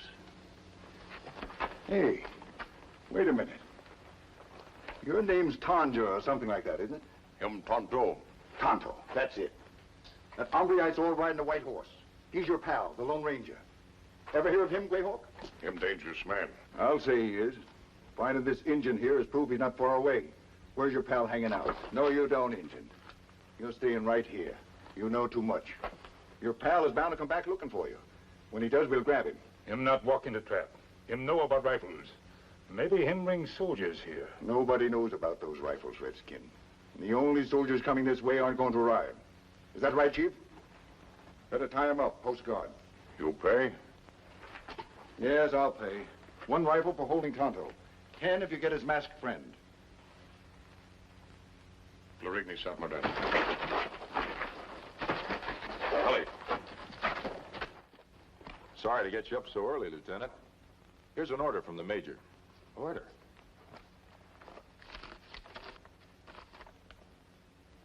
I don't get it, Sergeant. First time jail for failure to perform my duty, then I'm ordered out again to look for renegades at Pinyon Pass. Another wild goose chase. It's a strange world, sir. And orders seldom make sense. Has Sergeant Murphy been informed? Says here he's to go with me. He's ready now. He's waiting with 2 other men and horses. He has your sidearms. Fine. Oh, Sergeant. Sir? When do you go off duty? In about an hour. I'd like you to do that favor I started to mention last night. Sure, Lieutenant. I guess I can now. I want you to deliver a message to a friend of mine. All right. Where do I find him? He'll be at that cave just west of the fort. Now, you tell him that I've been ordered out on...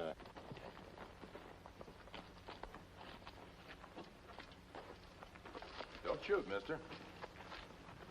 What are you hiding there for? I was waiting. For you, I guess. Lieutenant Haynes told me a man with a mask and maybe an Indian. Where is the lieutenant? Well, he sent me to tell you that he couldn't meet you. Had to go on an early patrol. Early patrol? Where? Major Pollard sent him out looking for Indians again. Out in the Pinyon Pass area. How many in the patrol? 4 altogether. Only 4 and going to Pinyon Pass. That could be suicide. Suicide? What do you mean? If the Indian renegades in the back hills hear about that, there could be a massacre. Massacre? Oh. Oh, now who'd spill that news to the Indians? I'm not sure yet. By the way, did you see the storekeeper at the fort this morning?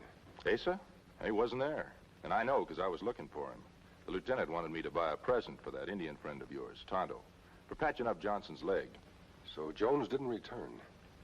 Speaking of Tonto, have you seen him this morning? I saw no one till you came along. I've been waiting here some time. Is he missing? Yes, just like Jones. Tonto didn't return to our camp last night. Say, you don't suppose them renegade redskins have got him, do you? I don't know, Sergeant, but I'm going to find out. You're not just going to ride out and ask them Indians, are you? Yes, that's just what I'm going to do. Thanks for the lieutenant's message. Adios.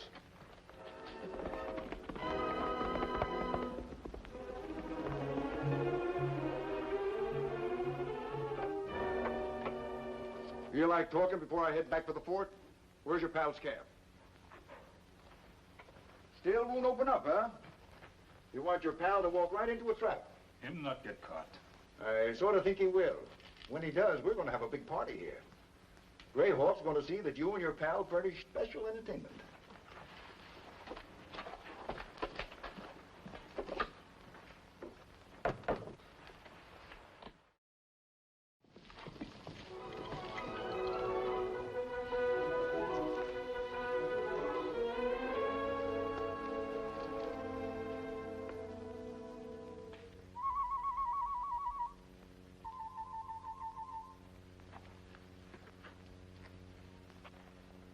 Tonto. Kimasabe. You all right? Me all right. You go quick. Then make trap for you. I'll get you out first. Vornak. Nava. Fine guns. You good catch. Very good catch. Sonko.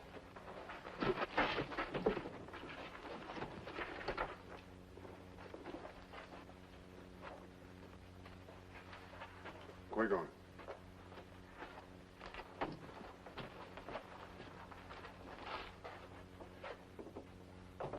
Was Jones here? Him come. Instruct Greyhawk to ambush soldier patrol near Pinyon Pass. Him just now leave. Have the Indians left for the ambush yet? No, pass close by. Them not leave for hour, maybe. Me learn, too, Pollard and Jones sell rifles to Greyhawk. Just as I suspected. Now we've got to work fast. Work fast. You walk in the trap. Only because I wanted to, Tonto. Finding you was made too easy. I knew I'd be captured. Well, how we escape, them take everything. I've come prepared. Take this. Love, plenty clever hiding place.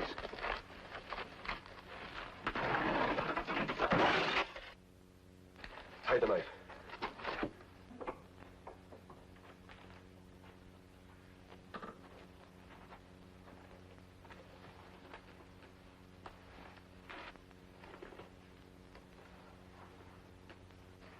God may own today.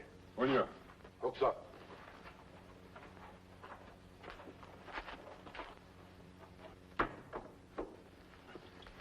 What'd you tell him? I told him to bring back his chief. What we do then? We're going to surprise them. Hurry, Tonto.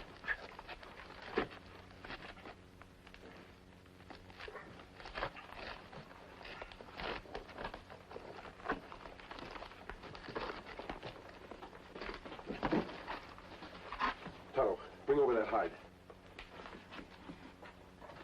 What you do? Cactus spines are sharp. Let me understand. Make surprise. Yes, Tonto. A good surprise. Them come. Fatso! Fatso!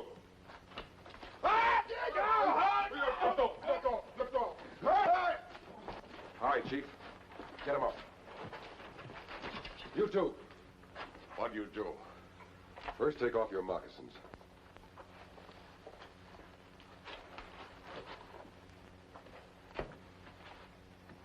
Now call your braves. Tell them to go to Turnabout Canyon and wait for you there. Issei Sanoa Dosa. Remember, I understand your language.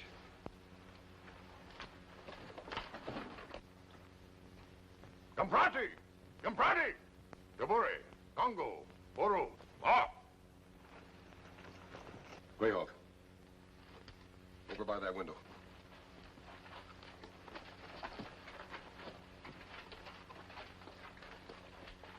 Turn around. We'll get their horses and tie them in the saddles. You take them to Pinyon Pass. That easy job. May do. When you get there, turn them over to Lieutenant Haynes. Tell them what's happened here and to head for the fort. I'm going there as soon as we get them tied.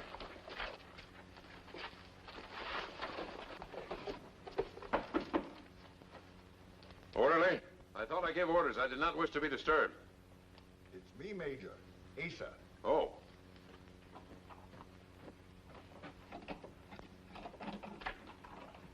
Where were you? I expected you last night. Got delayed. I had to spend the night with the Indians. What's going on here? Plenty. We got to get out of here fast. This letter just arrived. It must have been delayed in the mail. It says that a special Army inspection party is on its way to Fort Maddox, and for me to expect its arrival here on June 24th. That's tomorrow. Tomorrow, Pollard? For what? Those rifle shortages will never escape them. Now, take it easy, Major. If the missing rifles are noted, pin the blame on Lieutenant Haynes, Sergeant Murphy, deceased, who sold them to Greyhawk before they were, unfortunately, scalped. Oh, yes. Yes. I could do that. That's a good idea, Asa. I've got another good one, too. I learned who that hombre on the white horse was. I baited a trap out of Greyhawk to catch him. Who was he? He's here now. The masked man. Put your hands high. What do you want? How did you get in the fort? With a pass, Major. Right now, I'm asking the questions.